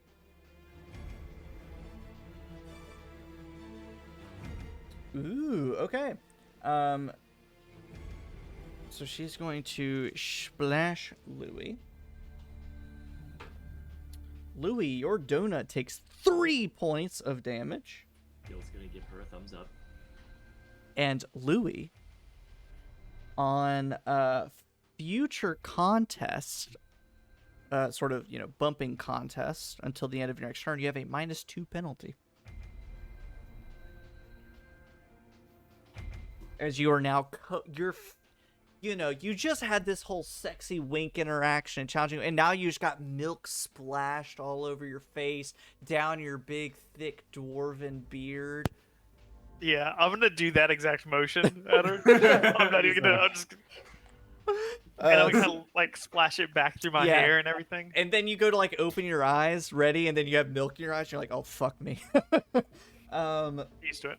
Yeah, you're used to it. And then it brings us down to when you see Louie soaking in milk. You're kind of in a defensive position, kind of nestled Flashbacks. behind some of these. Yeah. Can Debris. I hit the debris into somebody else? Is that possible? Or is it too big? It's both too big and also just. It's more like a swarm, and so that's just a bunch of like little pieces that if you bump into it, it's not really gonna move places. You're just gonna kind of bump into it and probably just hurt yourself. Also, are we allowed to do spells, or just no? Here is how. Here is Cast my. offensive magic and get us thrown off the train. game. Here's my conceit to you. As a character, when your pajamas were transformed into other stuff, but you maintain the same AC, so it's more of an aesthetic change. Your weapons were not changed, and you were sort of given a warning, like, don't go shoving your weapons at people and flashing them around. Like, that's just rude. Okay. No magic was ever mentioned, and you have seen nothing but magic since being on this little stagecoach car. So it's up to you as the player if you want to do that. Knowing Fey as Xavier, they don't care about magic. They're probably fine with that. Interesting. I would kill. Circle of death. Okay, cool. I think I'm going to Shape water. Well, I do have an idea, but I'm not. I think I'm gonna hold on to it. So I'm just gonna keep moving defensively, and I'm just gonna move like down here. Okay, very Playing the defensive. defense game. Okay. I love it.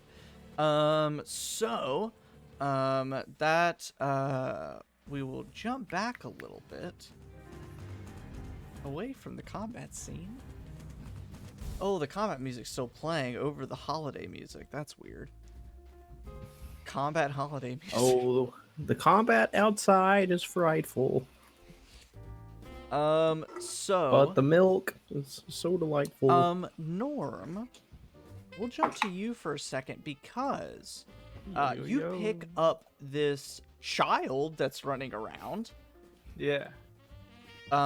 She immediately loves it. She giggles at you in your yakness and your Scrooge pajamas and just everything about you. She starts like playing, like pulling and combing at the fur around your face, around your snout, and just saying moo cow, moo cow, moo cow, moo cow, and just sort of sing-songy saying moon cow.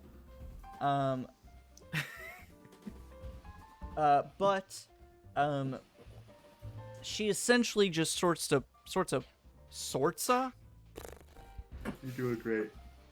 I think what was worse about that is that I said sortsa like 3 times. It wasn't just one saying it wrong once. It was saying it wrong multiple times. Sounds like So something this kid named Jared Sorsa. Leto from House of Gucci would have said. Sortsa. Norm, she pulls you over as you pick her up, and you know how kids are, and they just have endless energy no matter what's going on. They just move from the next thing to the next thing to the next thing. And so she immediately pulls you over to the Bakugan dice battle game. And it's literally just dice. Rolling dice, trying to, score a number of points higher than the other person. It's fairly simple. But we're going to focus on your interactions with her for the time being. Because Alright. she looks up at you as she starts rolling her dice, says, "My name is Priyanka. What's yours?" Norm. "Why?" Oh, good question. Good question. Yeah. Oh no! Oh my God, there's 2 Allens.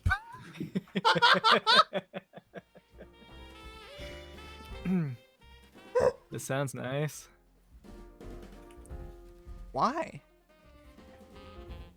You don't think it sounds nice? "It's pretty." "You're pretty." Thanks. Wait, what was your name again? Priyanka. Priyanka. Priyanka. Where are you from? Neverwinter. Well, Sounds hot. that's where I was born. My parents moved. Here? No. Where are you from? I just point like east. And all the while, as a note for everyone, looking out any of the stagecoach windows, you are just racing past at basically at the speed of like a horse going full speed, if not faster. And not even just along the ground, it seems to be airborne. I adjust my point as we're moving. You might not clearly see. Anyone else would clearly see that it doesn't register. She just moves on. He says, "Why are you a cow?"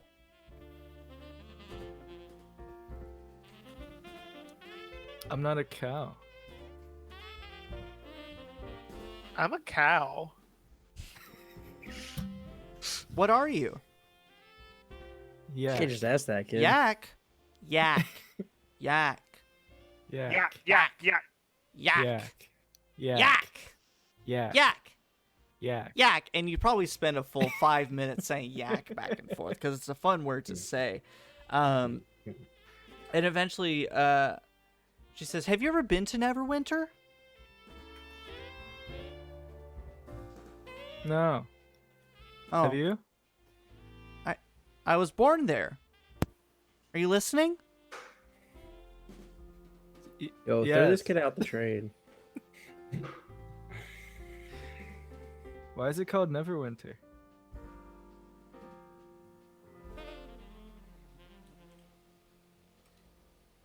I don't... What? What's winter? I point outside.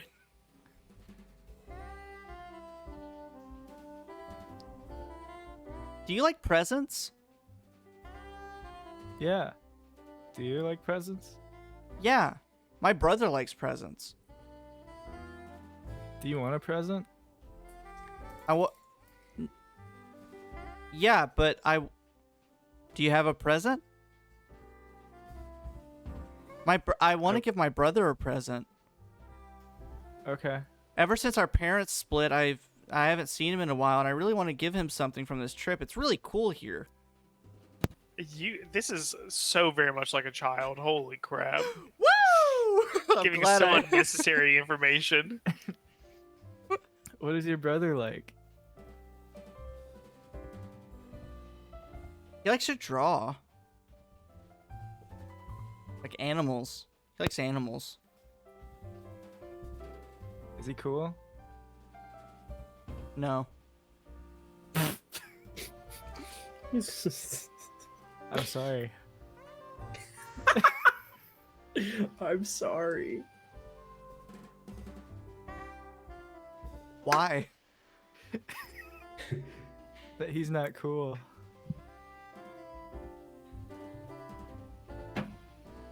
You're not cool. Ooh, got him. Damn. What? So, with that, we will jump back to the combat group and doing the bumper donuts. Gil, you are right up with Louie, who just bumped you, but you very easily bumped him back. Oh, I'm absolutely gonna bump him back with the biggest fucking grin on my face. Yep. So make it an athletics check, and Louie make an acrobatics or athletics check. Yeah, you know exactly what I'm doing. If you have I'm a like -2 because you got splashed. It's the same as my Freaking idiot. athletics now. I have a question, actually. Sure. Does a splash count as a ranged attack? No. Damn it.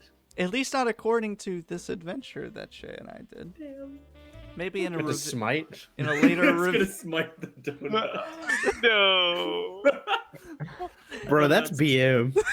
That's smiting the donut. Okay, so roll your checks.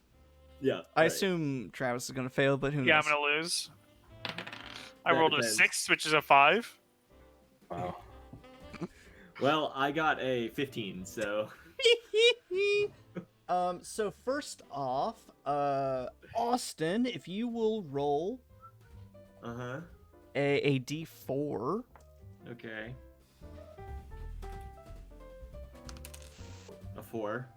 Okay, so Austin, you take 4 points of damage to your bumper donut, and both Travis, you take 8 points total. Hey. And actually, I forgot a thing. Everyone, all 4 of you, including Miss Orc Lady, you take some damage at the end of the turn. So we'll say each of you takes 2 points of damage as well. I forgot about that first time around. Alrighty. So Gil bumps. That will now take it to Louie. What do you do? I'm currently straddling like 2/3 of a donut right now. And I'm gonna kind of hold on to it like you do like one of those like bucking horses at a bar. And I'm just gonna pick up the front of it and turn and slam it down to splash Okay. splash seminar. Yeah. So roll a d4 for me. Roll a d4. It's basically automatic because you were just raining milk down onto her. 3. Wink, wink. And she will now have a penalty to any of her bumper attacks later on, which of course she will immediately try to do because it is her turn. Because you winked at her and provoked her all sexually, she will run forward to try to bump you. So Travis, if you will make another athletics or acrobatics check. She rolled kind of well. Okay, I rolled a 13. She rolled a 16, so you take another heap of damage. All right. Travis, you take 7 points of damage to your donut. She takes 4. All right. I am now on half of a donut. Hilarious. And Win, what do you do? Win is looking around, and he has just like such a horrible plan. Such a horrible plan. You see Louie humping his donut, basically, trying to hold on for dear life. So, with create or destroy water, I can create up to 10 gallons of water. I could overflow this whole entire thing. It just knocked them out. And yourself. I don't know if you're like. on the edge.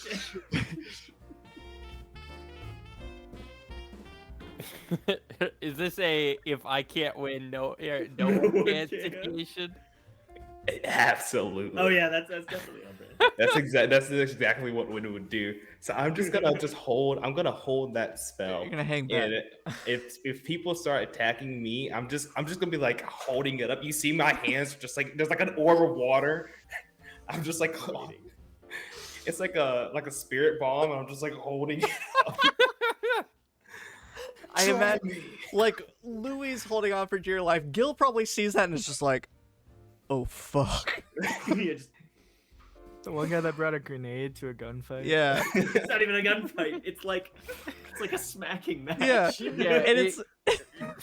Bringing a fucking like Barrett 50 cal to the teacup to Disneyland.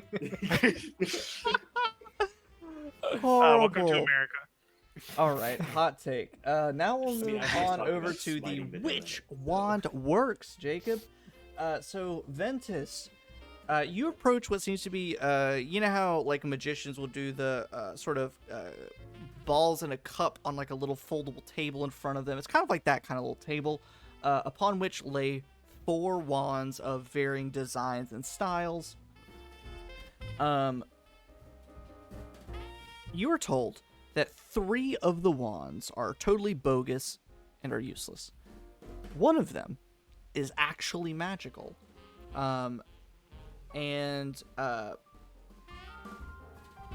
You get 3 guesses as to which wand is the real wand. Except I think I know what your tactic might be. Can I cast Detect Magic? Yeah, make a stealth check. Yeah, I'm sure that's not part of the rules of. I would clarify first. Is that gonna? I guess that might be in bad taste. So you ask the attendant. Yeah, probably without cheating. I'm assuming, right? Make an insight check. Well, I'm bad at those. Yep. 3.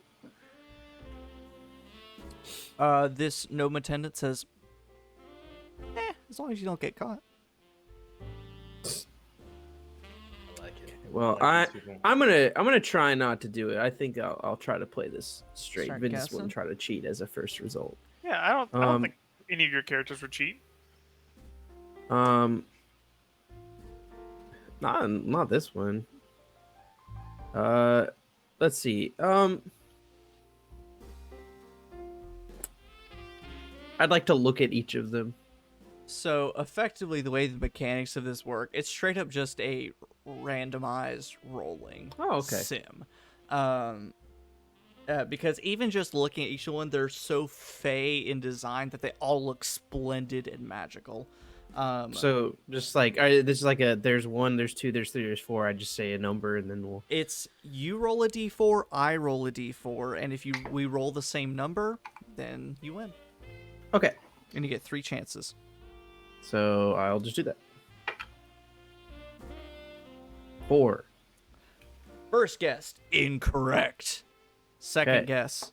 Oh fuck! Drop my d4. 3.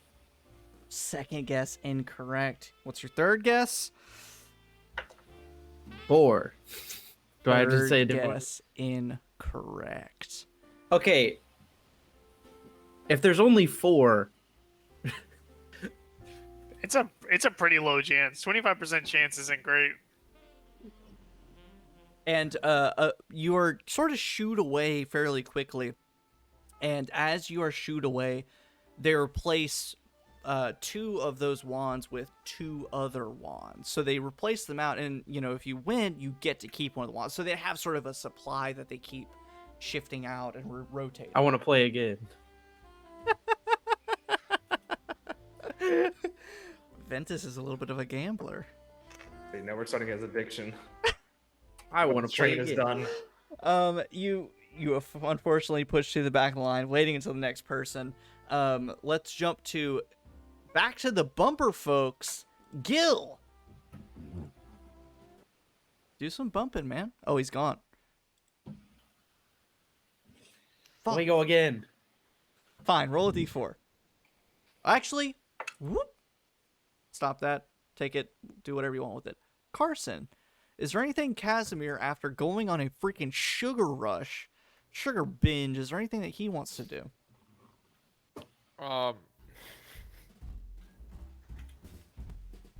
Remind me of the options again. Oh, there's a candy apple one, wasn't there? It was a candy apple eating contest. Cool. Yeah, I think Casimir, whose eyes are like his good eye is like a fucking dinner plate, just pure black, dilated all to hell, kind of jittering from all the sugar, are with an unnaturally kind of like childlike gait bounds over to the candy apple eating contest.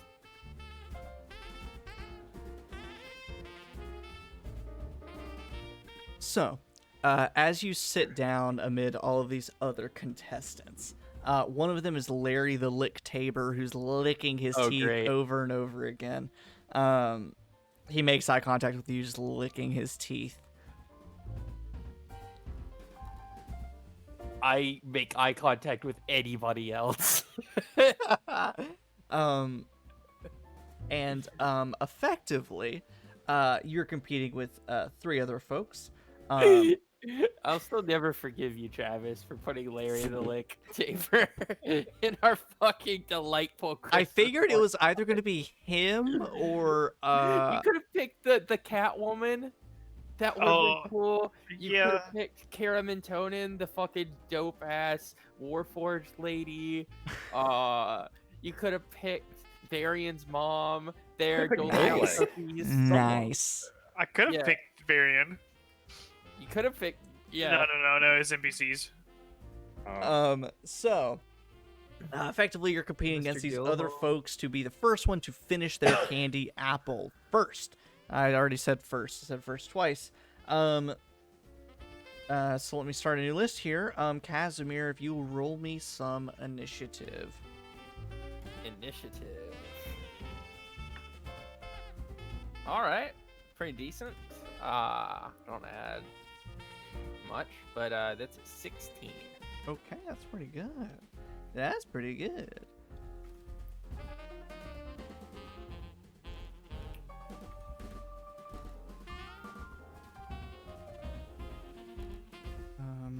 Oh man, I rolled pretty decently on some of these.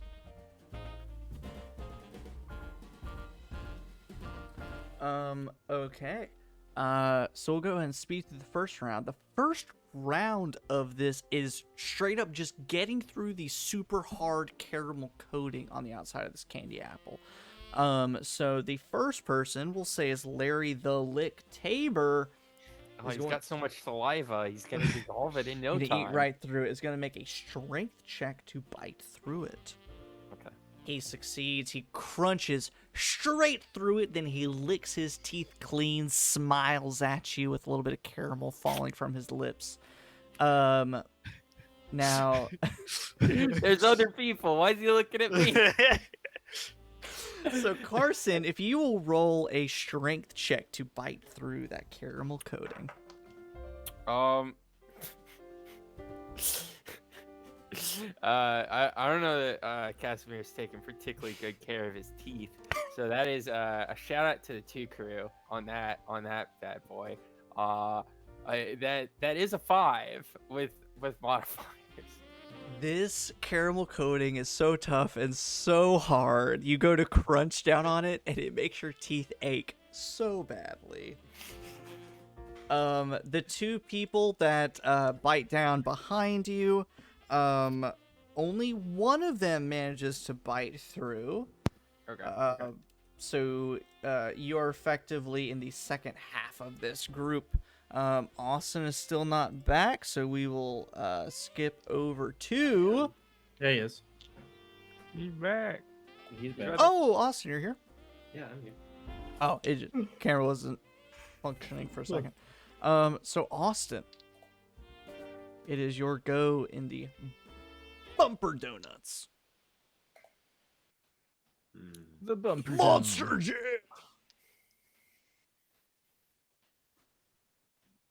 Either bump Louie, bump Seminar, or splash either one of them. The lactodome. The Lactodome? Ugh. Ugh. That was my nickname in high school. I'm gonna look at Louie, and I'm just gonna, course. I'm just gonna to grin, and then I'm going to charge and bump Saminar. Gonna charge him up Seminar. I love it. So make your athletics check. She will make her acrobatics check. She does a -2, I believe. Yeah, shout out to the 2 crew. So she definitely failed. Ugh. God, Jesus Christ. Well, I mean, I got an 11, but I keep rolling like under 10. That's fine. On She's everything. super failed. So go ahead and roll your Cool. D4 of bonus damage on her. Aw, 1. Okay. And then you both take 3 points of damage from the exchange. Okay. And that will now take it to Louie's turn. You see that Gil has taken a different approach. Okay. I That's forgot to good. move myself. There we go. I'm going to yet again. You know what? I don't like the fact that Wynn's just chilling in a corner. You see him spirit I'm bombing an holding orb of water. And I'd 10 like to gallons imagine worth. that because, yeah, it's 10 gallons worth, so it's not even proportional to your size. It's like a massive orb orb of water. that all of the people around the game are like, Your women and children screaming, and people are running for their lives. And How- it's just how like far- tiny dude. How far can I move to splash? 10 feet, and then target must be within 10 feet. Okay, so for now, I'm just gonna go around Seminar and I'm gonna splash them. 10 feet in a straight line. Oh, Mhm. well, that's gonna suck. Because you know how when you're in like a tube and you're paddling, your momentum kind of carries you and you have to, yeah. That's true. Can I go diagonally next time? Yeah. Okay, cool. Cool. So I'm gonna splash Seminar. Okay. So go and roll a d4 and she will take that damage immediately. 3 again. Okay. She's almost on half a donut. Almost. I am on 3/4 of a donut. Oh man. And that will now take it, I believe, to my computer's having a little wackadoodle moment here. With my toolbar, there it is. It will now take it to Seminar's turn. Man, does she focus on Gil or Louie? Gil. Well, I don't know. Travis, roll a charisma check very fast. Just a normal charisma check? Just straight charisma check. Yeah, I got you. 2 crew, grid. All right, she's gonna turn attention to Gil because Louie's not looking as hot as he was before the game. Oh. Wait, if he'd succeeded, she would have directed Yeah, it it's how towards him? it's how sexy he's being, man. Okay. So wait, is she trying to flirt with Gil now? Maybe. Make an Oh, no. athletics or dexterity no. check, Oh, and she no. will make a similar contested check. Ooh, 19. 16. Fuck, man. So you only take a portion of the damage. The loser takes all of it. So you take 4. She takes 7. Ooh, now she is sitting on, man, almost a quarter of a donut. Well, not looking good. Heard. And now that will take it to Win. You see a weird little bit of flirtation happening over there. I'm just like Some sexy look. and then I pause and I'm just like, what? Huh?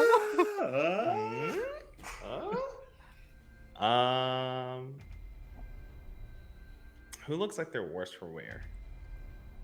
I think Louie. Louie, what's your donut at?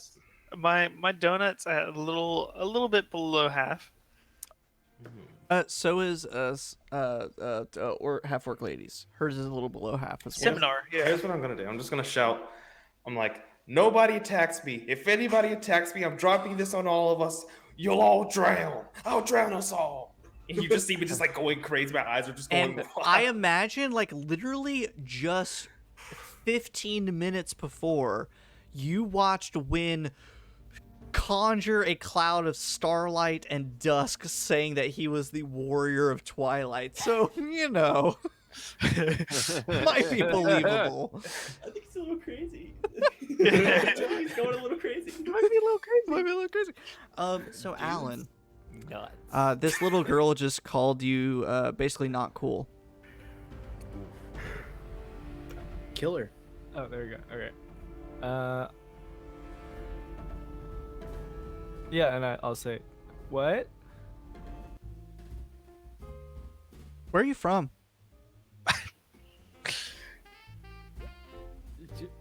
The why? What was that you said? The why? You're not cool? Do something You wanna cool. See something cool? Yeah, do something cool. I'll throw her in the air. I'll catch her. We all like just eating Fucking this little. football That's spiral. going on the compilation. I throw her in the air. And I imagine. So I know Louie's in the milk. A lot of you are in the milk. So maybe the two folks who are not in the milk. You watch across this dice game, you know, Ventus, you're standing in line kind of waiting to get your turn again, and you see Norm reach across the table, grab this girl under the arms, and just stand up and go to throw it in the air, and you panic for a second. You're like, what? And then you look, and the ceiling is about 10 feet higher than you thought it was. And she flies into the air. Her little night dress flaps behind her. She falls back down, and Norm catches her. She squeals with glee. And she starts laughing and says, "You're cool, you're cool, you're cool, you're cool." Yeah, you think so? And I do it again. She squeals.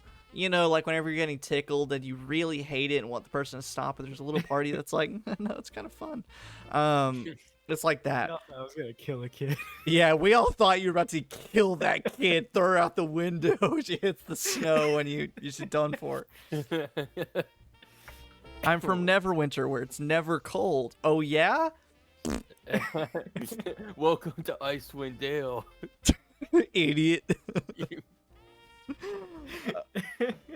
And she, after tossing her around for a second, she eventually asks, she says, can you give something to my brother? Can you find something for my brother? A gift for me to take back to him? I'm not good at these games. What game? Any game. I just need something to take back to him. Is there something to get like an animal? Like a stuffed animal? Wait, are there actual animals you can win here?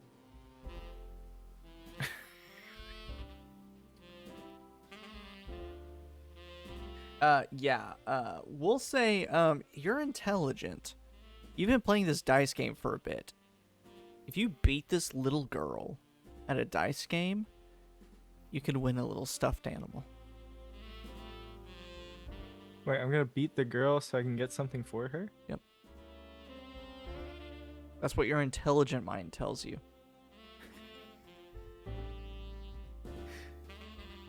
Unless you want to Okay. go compete in something else. Where can I get a bigger stuffed animal?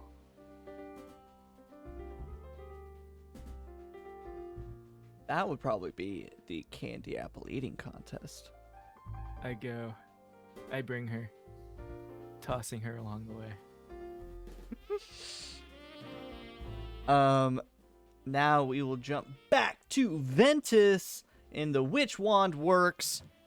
Jacob, do you just want to do some guessing games again, or do you want to do some magic-y stuff? Fine, I'll do some magic-y stuff. Make a stealth check for me. Just don't get caught. I rolled a 19, so let me see what my modifier is. I don't remember. That's a 4. All right, cool.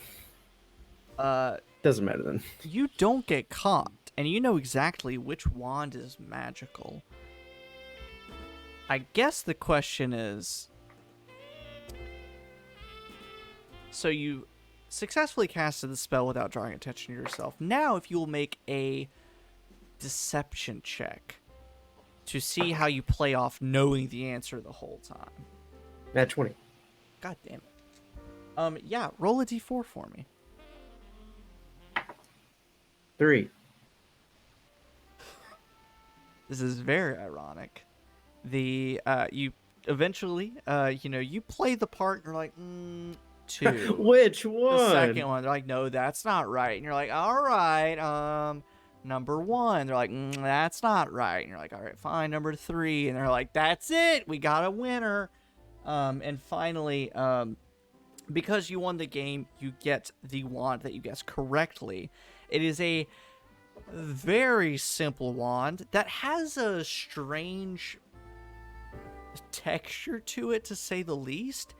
It's like a stick, like most wands, except it has berries growing on it along the entire length of the wand. So it's just this kind of weird, beady, bulbous, almost fleshy feeling wand. It's very strange to the hand. But your magical insight and with a bit of their insight allows, essentially, this wand, it is a wand of detect magic that allows you to cast detect magic once for free. Can it vibrate once it detects magic?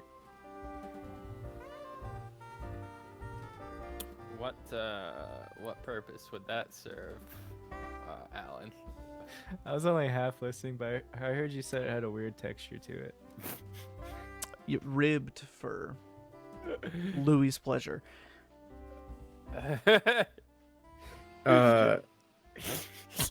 This is I some, get back pleasure in. comes over Louie's face. This is some something Fey folk magical here. marksmanship here. I get back in line to play again. Do it again. Awesome. Now let's bump back to the candy apple eating contest. So that will take it back up to the near tippy top. We've got oh, that's not right. I put it on Casimir. That's wrong. We've got Larry the Lick Tabor rolling to see how much of the apple he eats. That was a lot. He took a mighty big chunk using those big chompers of his. He ate straight up half of the apple, Carson, on just one straight up bite. So Casimir, you still have yet to eat through the caramel coating of it. So if you'll make another strength check for me. Okay. 7. The caramel coating is so hard. I'm Yeah, so sorry. But luckily, the person that that bit ahead of you a little bit through it, takes a fairly small bite of it, so she's not nearly as far along as Larry the Lick Tabor. And then finally, the person at the very end, shout out to the 2 crew, has also yet to bite through the caramel coating. Alright. And since that went so fastly, we'll do another quick round. So Carson, roll. Go ahead and roll your strength check. Larry the Lick Tabor will roll his damage. He is almost done with his apple, straight up. Okay. He's one bite away from finishing his apple. 13. That is freaking exactly what you needed to bite through that deliciously sweet caramel on the outside of the apple. Larry the Lick Tabor is 1 away. The person just ahead of you is potentially 1 bite away, and then the person you were tied with fails again. She is yet to get through the caramel coating. Poor person. Poor freaking person. Now let us jump back to the bumper donut, folks. Starting up at the top with Gil. You're sort of bumper to bumper with Shaeomar, the half-elf, flirty, half-elf, half-orc, flirty, combative individual.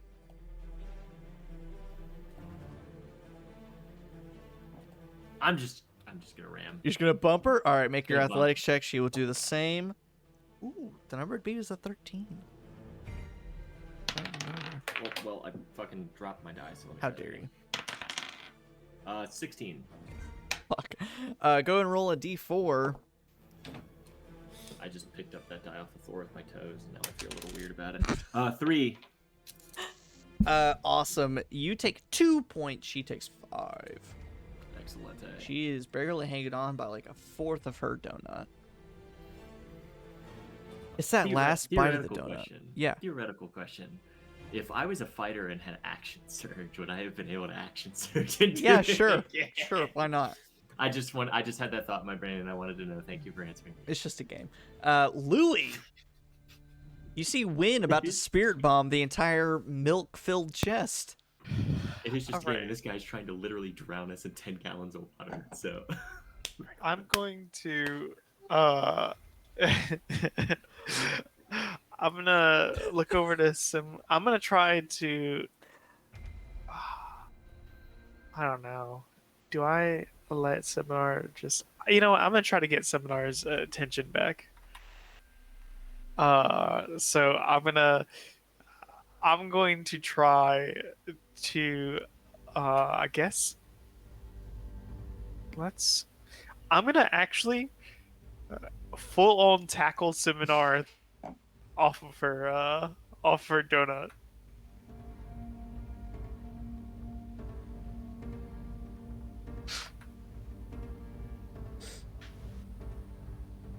All right, Louie, Yeah. make an athletics check. A Yeah. DC 20. athletics check. I literally fail that. There's no. I will roll. You can roll this. in that 20. Believe. Yeah, no, I failed that. Louie, I'm gonna yeah? jump off and hug her, I was basically. to say, Gil, you watch out of the corner of your eye as Louie leaps off of his donut. It bounces behind him and hits some of the debris, and he lunges towards Seminar in this romantic dive toward her donut and her, and just splashes into the milk. And you watch as this massive hand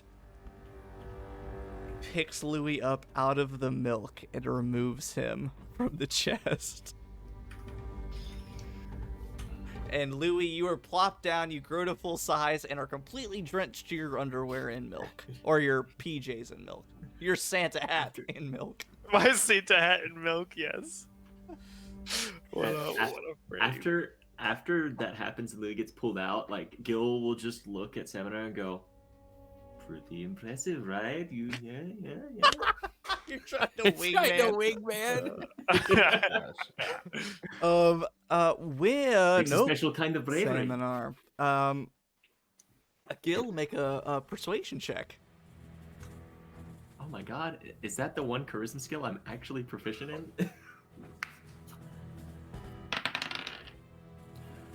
21! Now, go ahead and make your athletics or acrobatics check. She's going to do the same, but do it at disadvantage, because it's almost like she's trying to lose a little bit to go talk to Louie. She rolled a natural 2, so... well, I rolled a 24, so... Go ahead and roll a d4. 1. Oh, she also rolled 1. So you take 2, she takes 1. Can I just say that in my doing of this, I'm going to try to make it seem like I intentionally left off so that she would have stayed longer than me? Make a deception check. Okay, cool. Oh my god, it rolled from a 19 to a 3. Bro, 8, please. Great, 8 cool. 8.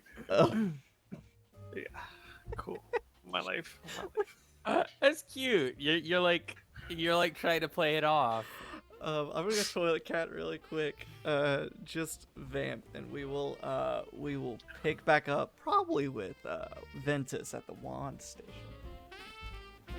I have a cat in my lap. Gil is charismatic enough to wingman. Austin is not, so I'm gonna do my best. Yeah, I love that your default was Character so Canadian. It's like just what is it? Have you met Ted? Yes. Oh. Yes, that's what that is. Have you met Louie? Have you met Louie? Are you sure? Yeah.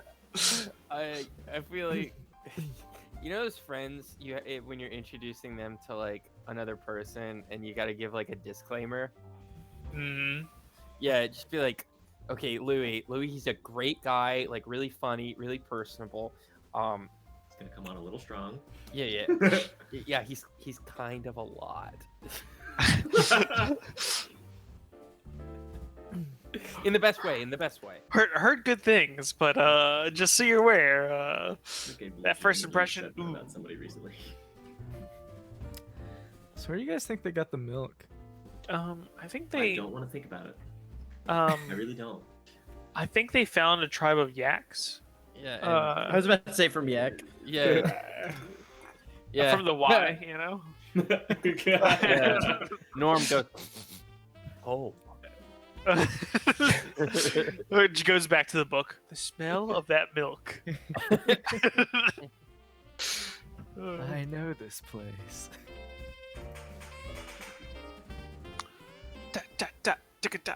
Oh, there's an update for 7 Days to Die. An 8th day.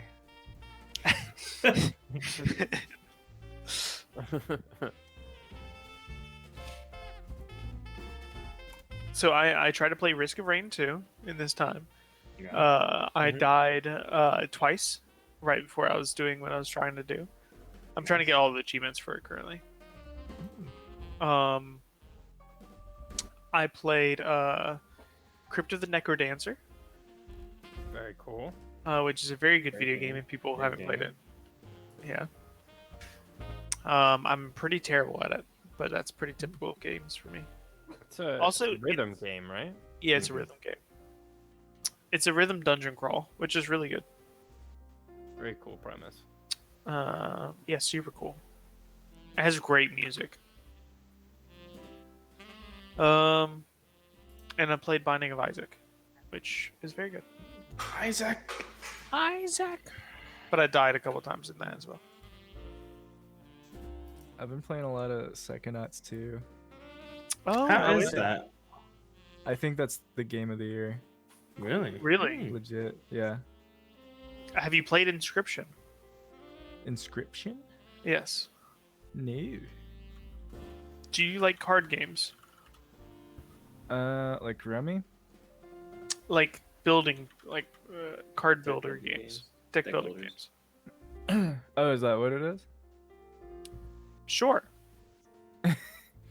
It is a very hard game to explain. It is What's it called again? Inscription. I feel like I saw it. It was my big game of the year last year. I feel like that popped up under something for me. What is the? That's this year, my guy.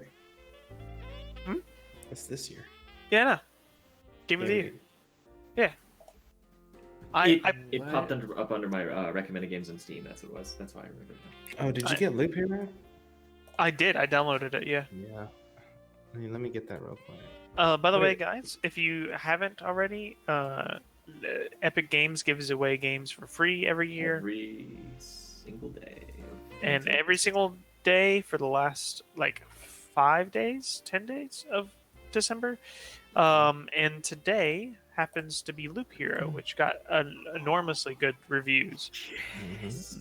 Dude, Nice. the OST for Loop Hero is like honestly, I didn't know that Loop Hero existed at all until one of the people that one of the YouTube musicians that I follow that like does like covers of video game music. He did a metal cover of the Lich's theme from Loop Hero, and it's so good. It's Wait, is so there a good. Lich in Loop Hero? Yeah. Yes. Okay, I'm thinking of Deathloop. Is that Yeah, different game. Different. Yeah, game. different different game? Wildly Okay, different. Yeah.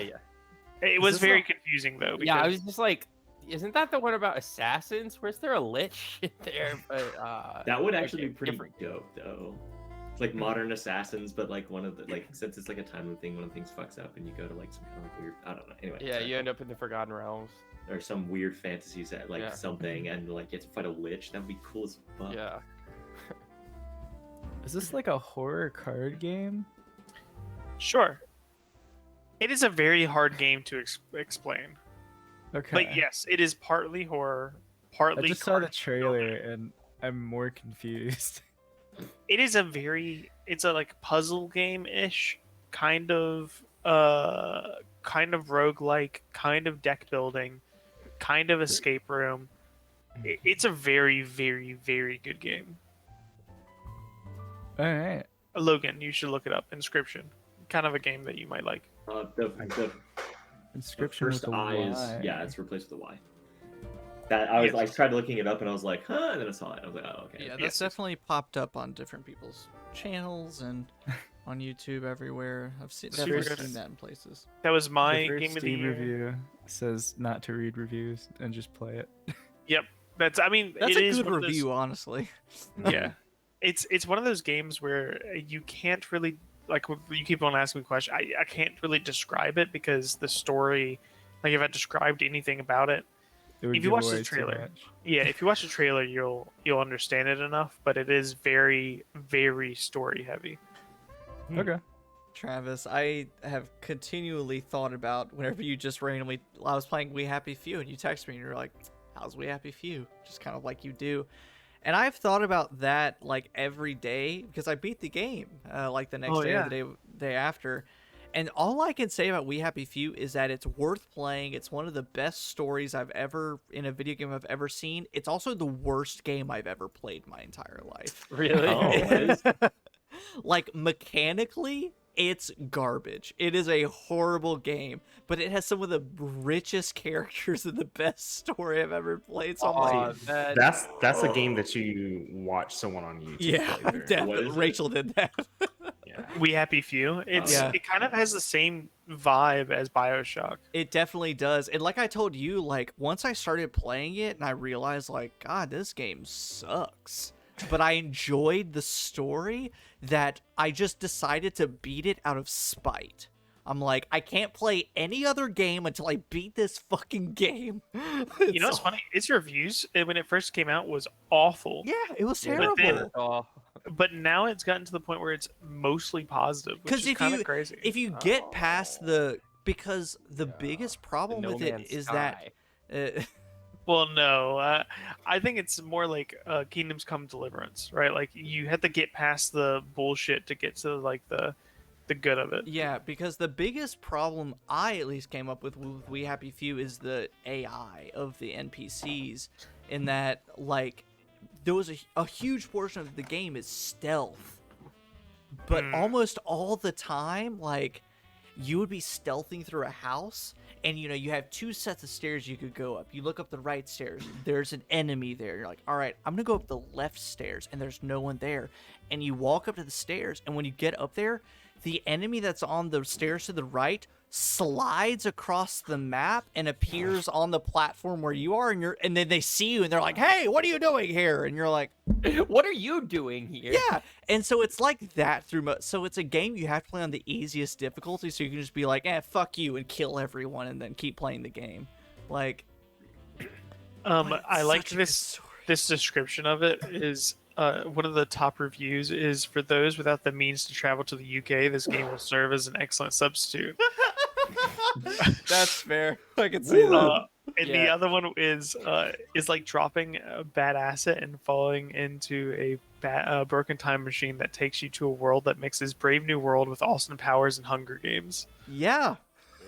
Yeah. Yeah. From what I understand, there's also a good dose of Monty Python. And if there are two cultural artifacts that really represent, the UK. ethos of the British Isles, they are Monty Python and Austin Powers. Oh, Jesus. That's definitely accurate. I think what we were jumping to was Ventus doing the next round of Which Wand Works. Mm-hmm. Yes. You still have a few minutes left on your Detect Magic, so I assume you want to use that again? Yeah. Make another Charisma check for me. Yeah. Not as good as time. 15. With an 18, the attendant looks up at you, makes prolonged eye contact, Prolonged eye contact. and eventually says, try again next time. You said it was okay.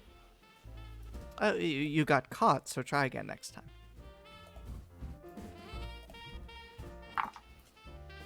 No. So we'll wait.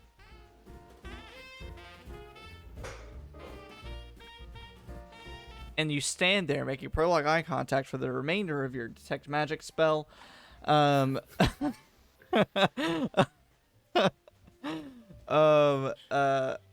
We will jump back to Casimir and the Candy Apple eating contest. Casimir, roll a d6 for me as Larry the Lick Tabor delivers one of the final bites. 5.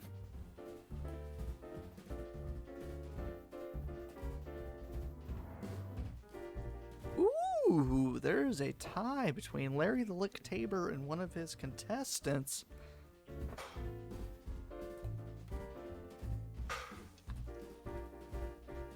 Larry the Lick Tabor eats the final bite of his candy apple, drops the stick onto the table, looks you dead in the eyes, Casimir, licks his teeth,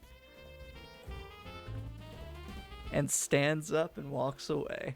Cool. I reach out, I grasp his head and crush it between my fingers. I destroy the brain and face of this weird pervert. No.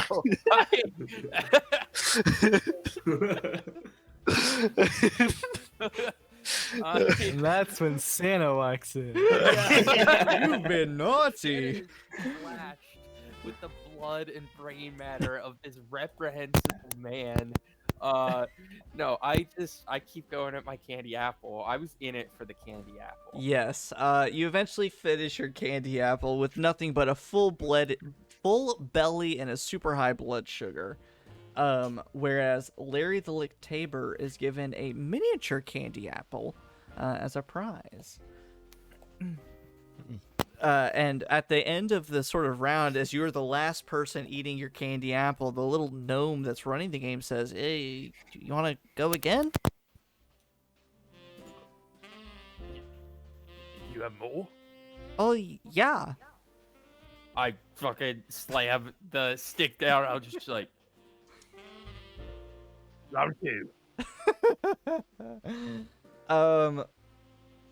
Let's jump back to Bumper Donuts. Gil, you're face to face with Saminar while Wynn is charging up a spirit bomb at the opposite end of the chest of milk. I'm gonna try to tunnel vision out the spirit bomb for the moment because it's just like Jesus Christ. This man's crazy. He's losing it. And I'm just gonna to fucking bump. Yeah, roll an athletics check. Number to beat is a 16, I think, again.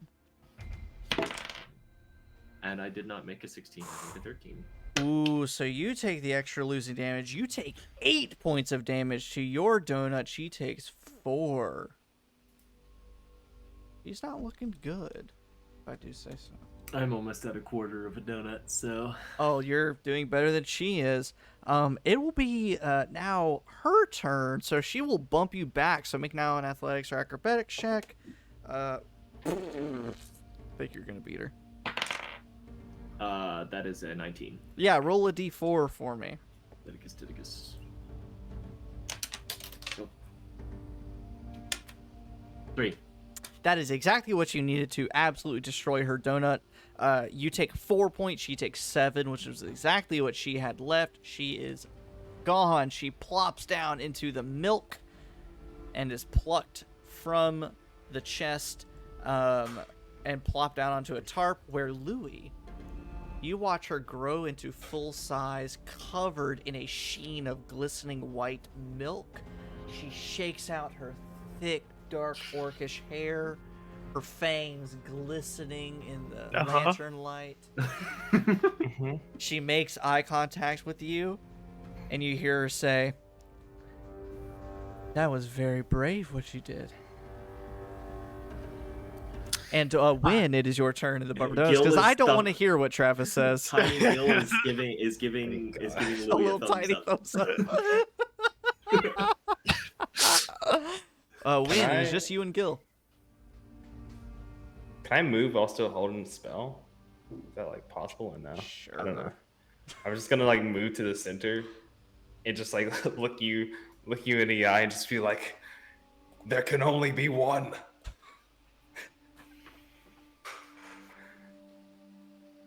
If you're going to do it, then do it. Oh my god, it's I so drop dramatic. the spirit bomb. It's like super overly dramatic, and it's literally just like Milk. party game. Cheerios. It's like Or, a nuke going off. Everyone's just like whoosh, just use explosion. So the next round of candy apple eating is between Casimir and Norm, 1v1 for the earning of a stuffed animal and a miniature candy apple.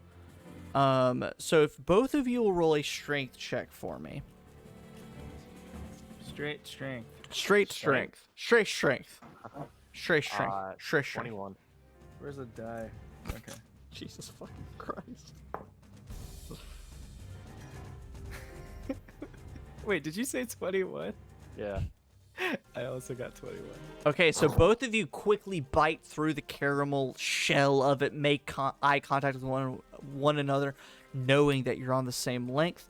And if both of you will roll a d6 for me. 2. 4. Okay. Basically, it's basically the first of you to get to a certain number. Alan, you said 2? 2. And then Carson, you said 4? See. Okay. Roll another d6, both of you. Just roll that again. 3.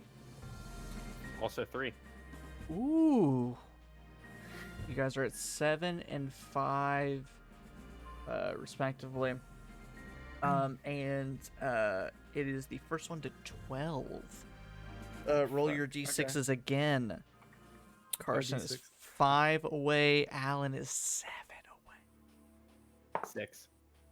Oh my god. 3. Casimir, you grab the last bit of apple off of your stick while Norm is biting through some of the last little bits of his. Casimir, you come out on top. In the midst of a sugar rush, I just kind of go like, woo!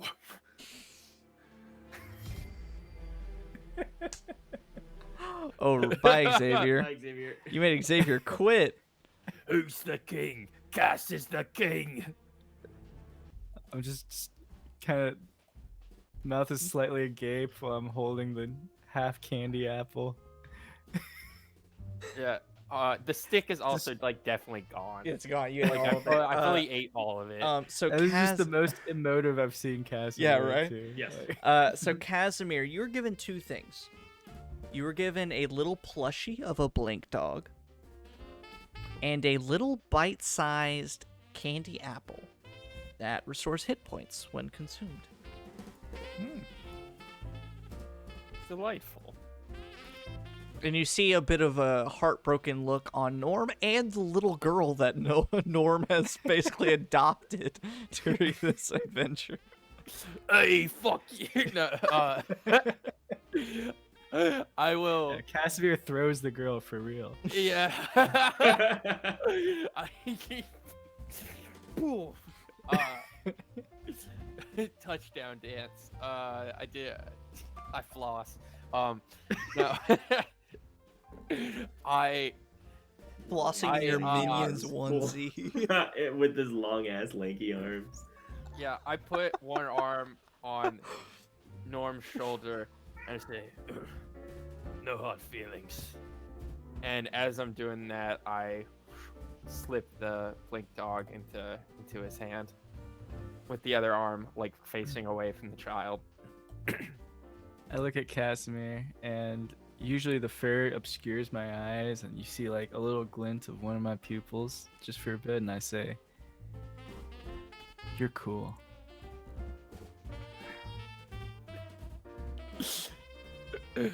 Ice cold, lad. Oh man. I do a little hammer dance. Yeah, for someone with a bad charisma, that was the most badass line ever. Yeah, I was just like, in this non-canon episode, or am I gonna do like the thing of just like, really? No, this This is Casimir's peak. yeah, this is Sugar Rush Casimir. All bets are off, baby. Yeah, I slip it, then I do a little hammer dance, so then I go back to eating pastries.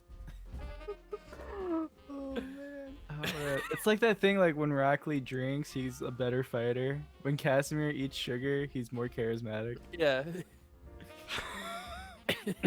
I hand it to the girl.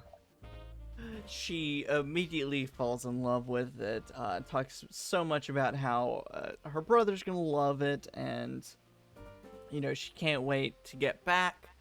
She seems almost unaware that a trip to the Feywild or on a Fey train or Fey carriage is out of the ordinary. She's just like, yeah, I can't wait to go home. That's fine. I've seen Polar Express. I imagine a bunch of minotaurs putting on a play called the Polar Express. We love Tom Hanks. Is it like very cute, or is there like, you know, kind of like some pagan sacrifice shit going on in the middle? Yeah, is there perhaps a goat who's throat is slit and offered to Tom Hanks.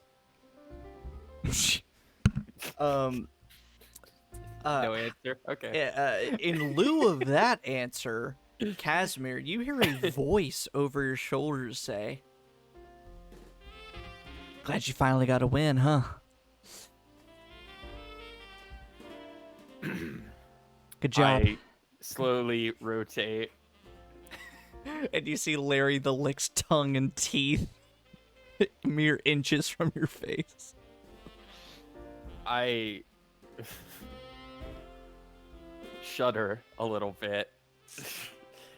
Casimir has seen many dark and horrible things in his years in the wilderness of Icewind Dale, but perhaps none so deeply and unsettlingly menacing as this man's fucking habitual teeth licking. I want to determine if Larry's cool. He's not cool. You You know that rolled it, immediately. I just go, Thank you. Why don't we share some hot chocolate in camaraderie over some mutual cheer? Yeah. and I'm thinking in my head, anything to fill this man's mouth. Licking his teeth. He you walk over to the hot chocolate cart and he's like, yeah. But would you willing to do me a favor, big guy? I'm listening. Just call me a winner. Just say I'm a winner. Just say the lick always wins. How about that? The lick always wins.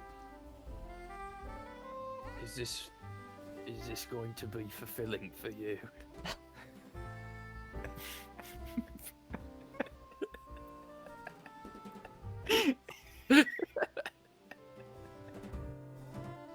I know Casimir probably didn't mean it this way, but that was a little savage, my guy.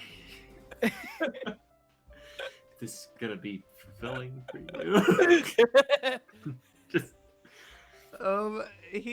I have tears in my eyes. I can't even look.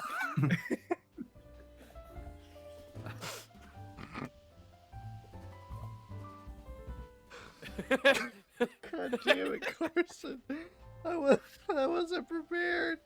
I should have been prepared.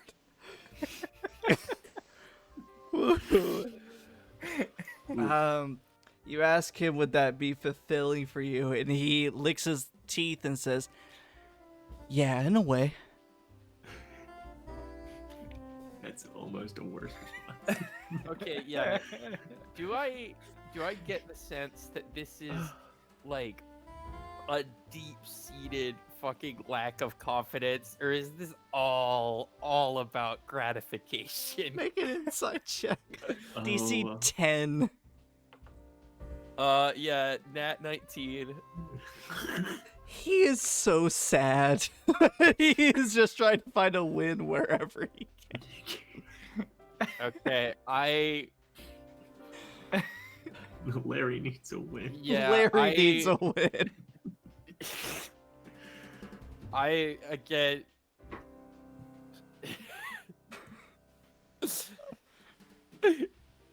put a hand on his shoulder and I say, it's not your fault.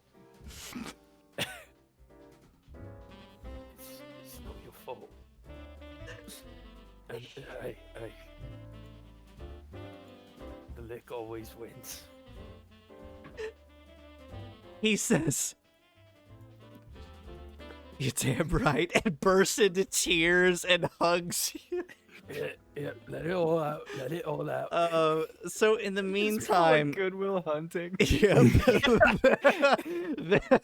Ventus, you are on a vengeance at this point to try and figure out which wand works. So, Jacob, as your detect magic wears off and you finally make it back to the front of the line, you make eye contact with that gnome who caught you before. He says, all right, now which wand works? We'll do it legit. Let's go. All right, roll a d4 for me. 4. Incorrect. Guess again. 4. it looks like you didn't cheat this time. That's very big of you. Now, I'm not saying that because I'm a gnome. So, here you go. And he hands you a wand that weighs like nothing. What the fuck was that, Travis? That's me fake gagging. He hands you a wand that's very kind of like white and silver and very airy looking. When he hands it to you, at first you almost take a second look like, did he just fake me out? Because he puts the wand in your hand and it doesn't weigh anything.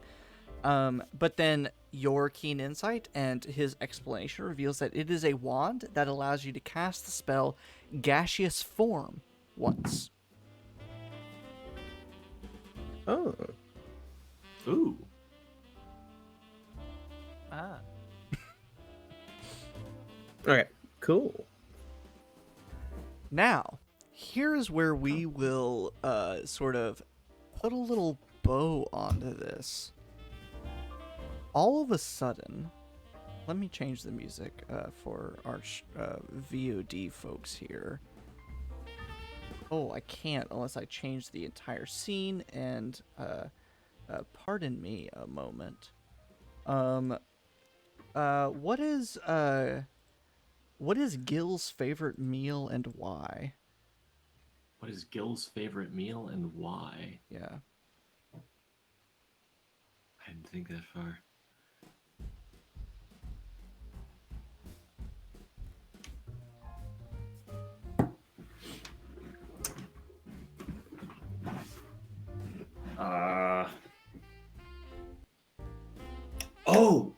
I have a great one actually. It's one that I experienced myself. It's really good.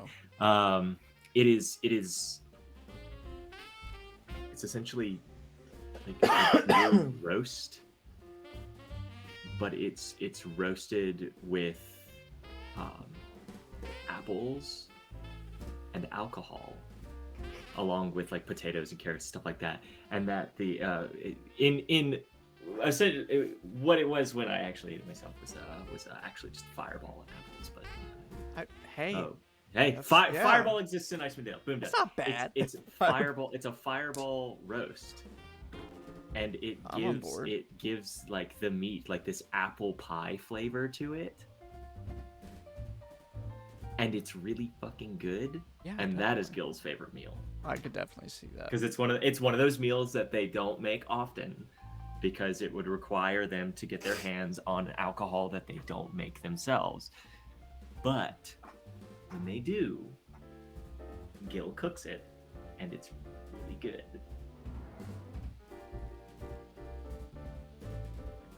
Man, that sounds good. I need that right now. One of my friend Adam King actually made that for me. Travis, he made that for me once. I went and hung out with him and Mikey, and they made that. It's like a long-term slow roast. That's They used awesome. Fireball and like veggies and stuff, and it gave it like an apple pie flavor. It was really fucking good. That's super cool. So. So let me change the music a little bit as we transition to this little final segment. So, Ventus, you pick up this new wand. You are gifted and told what is within it. Casimir, you hand over a lovely Blink Dog plushie.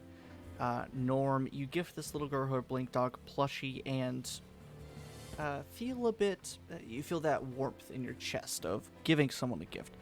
Louie, you feel that feeling of when you're flirting with someone and it's going real well. Gil, the only thing you feel is watered down milk filling your lungs as this chest overflows and into the floor of the stagecoach. All of you turn to see watered down milk filling the floor of this stagecoach.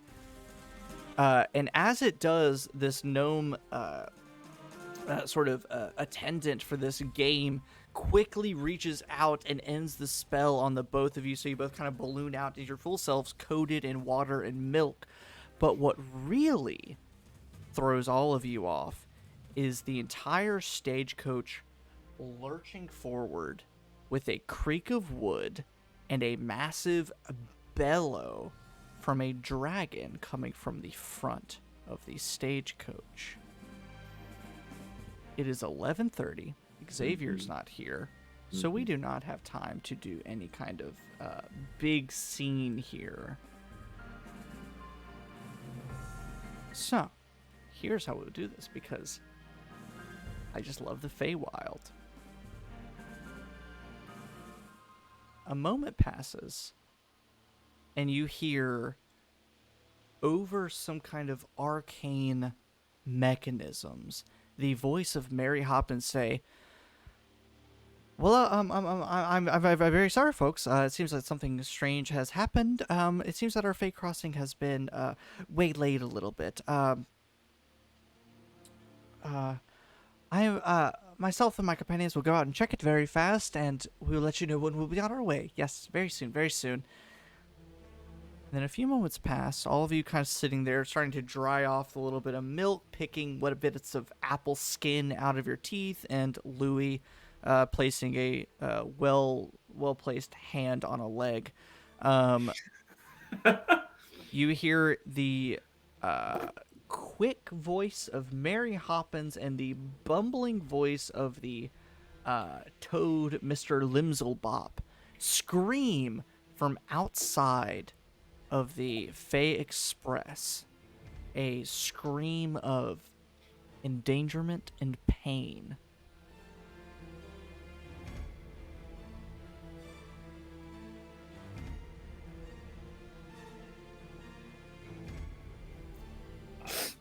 I'm gonna run out there, yeah. Yeah, we go to investigate. I mean, Yeah, I grab my fucking my pole arm, heft it, and run out in my footy pajamas.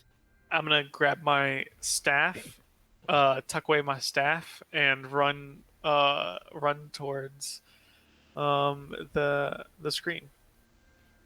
I toss the girl up to a beam or a chandelier on the ceiling and go.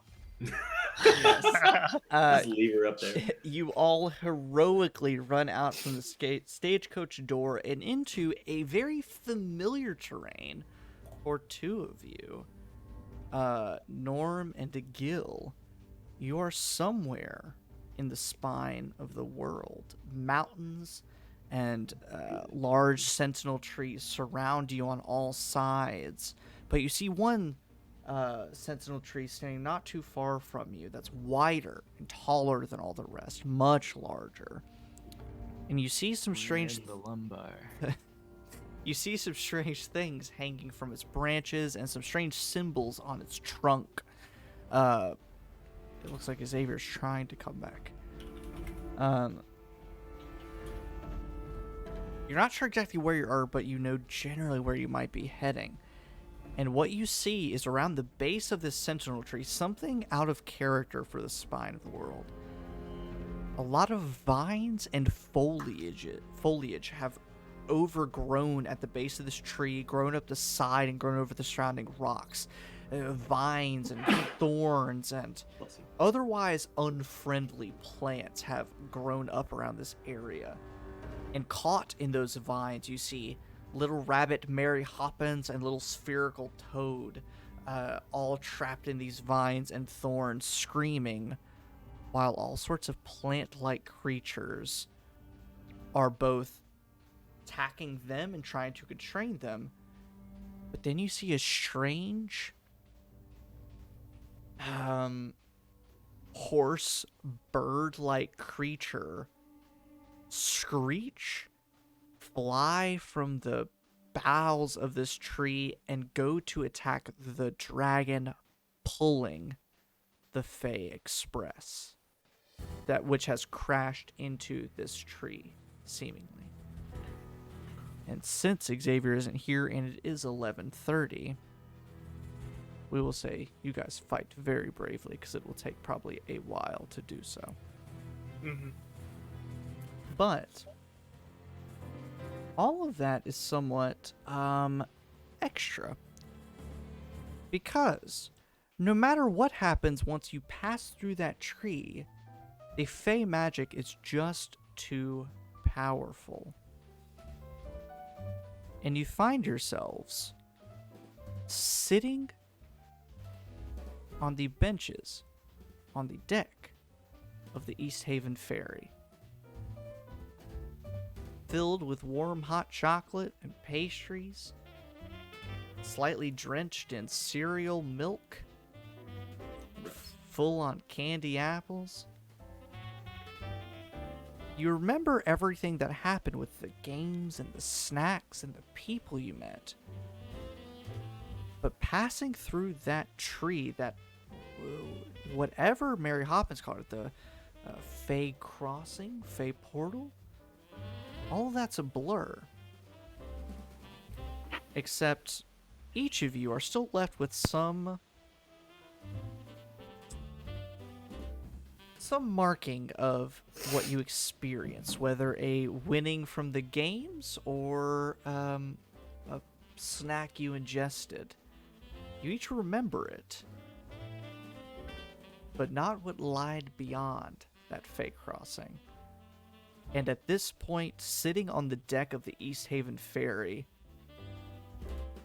you kind of glance up and look at each other. You're not in your PJs anymore. You're in your normal attire, normal armor, and furs. And then Louie, you hear a dwarven voice call out from the cabin at the backside of the ferry, say, "What the hell is going on? Hello! Hey!" And start yelling. And that's where we'll stop for the year of 2021. Yeah. Jesus.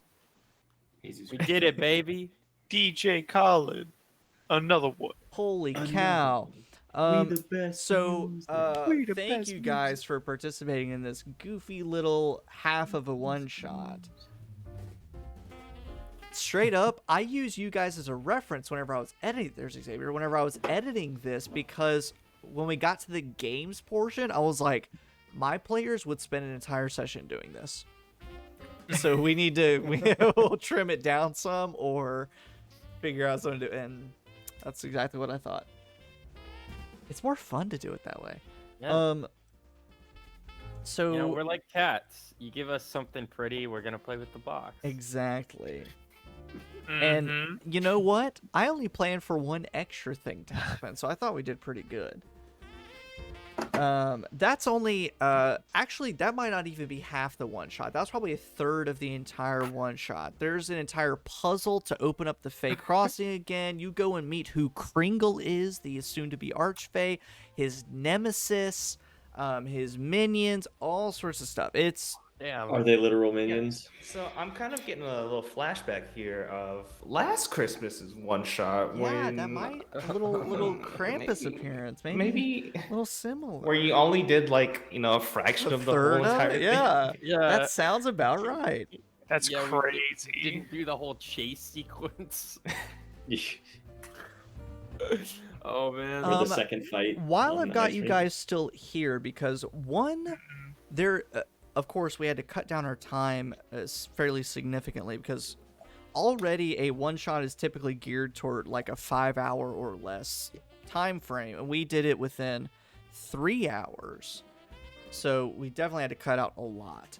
But one of the points that I didn't get the chance to bring up because I was trying to get as far as we could was that whoever won the most games got a special prize. So, if you know what, we'll just make this even across the board, leave it up to the dice. If everyone could roll a d20 for me, I'm gonna go ahead and say that Louie doesn't have to roll. because he's fucking the whole time. Yeah. I mean, busy. he's winning his own games in a way. And a massive reflection of my luck as a person. I got a natural one. Oh, buddy. I got a 17. Okay. 16. 5. Nice. 13. Oh hell! I didn't roll because Louie is gonna lose. He's so. fucking the whole time. Yeah. So, he won in his own way. So Yeah. just like, Wynn's growing up as a, little rich boy, he wins again for cheating somewhat. So a couple of things to give you guys. Let me see.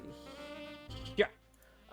Well, first and foremost, this is a freebie as a Christmas gift or holiday gift for all of my wonderful players. Raise one of your ability scores by 1. Okay. I like that. Wait, was that Just Xavier? just No, Xavier? all of you. All of you that's all raise of your us. one ability score by 1. Little tiny boost. And then adjust everything accordingly. Oh, that's actually pretty easy. I've only got one odd ability score. Yeah, me too. I have 2 odd ability scores. They're both the same. And I have- they're both relevant. I don't know. Do I do charisma or dexterity? And Mine's Xavier, between wisdom. I have a question for you. Hmm. Would you prefer a magical weapon that deals a little bit of cold damage and has a slight boost to a slight bonus to everything? A once a day, or let me just start that over because there's a few other aspects I want to tell you. A once a day weapon that does, or once a day item that does not require attunement that allows you to cast Bless with some additional qualifiers I'm not going to go into right now. A weapon that requires attunement that gets a bonus to attack and damage and deals a little extra cold damage, or a wearable attuned item that lets you cast Fly once a day. I want Oh. to fly. Actually, wait a minute. My character's Magical gonna be weapon able with to- attunement, magical sash. It's a sash that requires attunement, or a just once a day usable thing that effectively does Bless. Well, because I was gonna say the thing is, my character's gonna be able to fly eventually, anyways. So I'm like, I mean, you But can how also long? give the item to someone later. I'd win giving. Win giving items away. To the peasants. Yeah. As a sign of your generosity and benevolence as a ruler. Yeah. actually, you know what? I do love the As a idea. tax write-off. I can't fly now, but I could use it to hold it against somebody and hold it over them and be like, you want to be able to fly, don't you? Maybe you could do Yeah. like a payment plan. You'd be like, you owe me 10 gold a day plus interest for the next 3 months. And Yeah, then you can rent out the flying item. Ah, Jesus. Let's do it. Okay, I will send you that stuff. Nice. The sash of the Fey Express. And additionally, each of you gets a little brass a card, essentially a little brass card, maybe 5 inches tall, 3 inches wide, that strangely has what Louie was wearing on his crotch as his PJs. It has that same hat emblazoned on this little brass card. But you can tell that it's sort of unactivated, mundane at the moment, to be activated later. But Yeah. When you activate it, it does let you cast Wish. So yeah, of course. looking forward to that. Yeah. Me too. Now, here is where I will yield to the 2 players who are involved with this, Carson and Alan. Giving Priyanka a gift earns a reward. However, Casimir was the one who actually won it and passed it over. But Norm was the one who promised it to her, was trying to win it for her. So who do you 2 think should get this reward for giving her a gift to give to her brother? Norm. Oh, we can't like split this baby. You cannot split the baby. Yeah, we can't split it King Solomon style. You cannot split a case on. Cool. Yeah, Norm. Norm should have it. He was the one who had the rapport with the kid. He was the one who originally promised it and actually handed it over. That's fine You by were the me. cool one. You were the real cool one. That's fair. You were the cool one. I don't really care. In case it matters to you, actually, I don't want to tell you what it does because it's about what you guys think about who really gave it to her. Whose heart was Rock, in paper, it. scissors?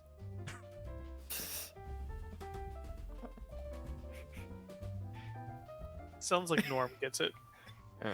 It's Norm. All right, so Alan, Okay. you get something. It's a charm called the Spirit of Giving. Okay. It allows you to cast Cure Wounds 3 times. Period. That's pretty nice. And it uses your spellcasting modifier, quote unquote, but for you, it'll be your intelligence because of your eventual. It does. What, 3 times? Sorry. Cure Wounds. Okay. So a And D8 plus your period. intelligence 3 times. Total, period, forever. Oh wow. Spirit of Giving.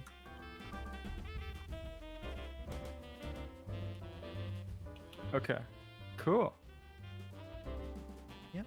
Thanks. And there you go. So all those items. Ventus gets all those 2 wands. Louie is thoroughly satisfied. +1 to ability score, all sorts of charms and things, and you guys wake up, look at each other, and hear the sound of a dwarf yelling from within the cabin of the Easthaven Ferry, ready to interrogate. So, that's where we'll end our Christmas one-shot. Hell yeah. Happy holidays, everybody. Happy holidays! Yeah. Happy holiday, Christmas. Happy. Go check out the adventure The Fey Express on the Dungeon Masters Guild. It's a very fun one-shot. It's very cute, fun, full of mini-games. And if you want something for the New Year's, there's going to be a new Strixhaven adventure we're doing. We're also full of fun mini-games. If you want kind of a rundown of it, or at least just the quick premise, essentially, you are a student group tasked to put on the New Year's ball. It's kind of like a prom event or a homecoming event, full of games and all sorts of fun stuff. I'm looking forward to it. But besides that, this is our last thing for the year of 2021. It has been a freaking heck of a year. Jesus H.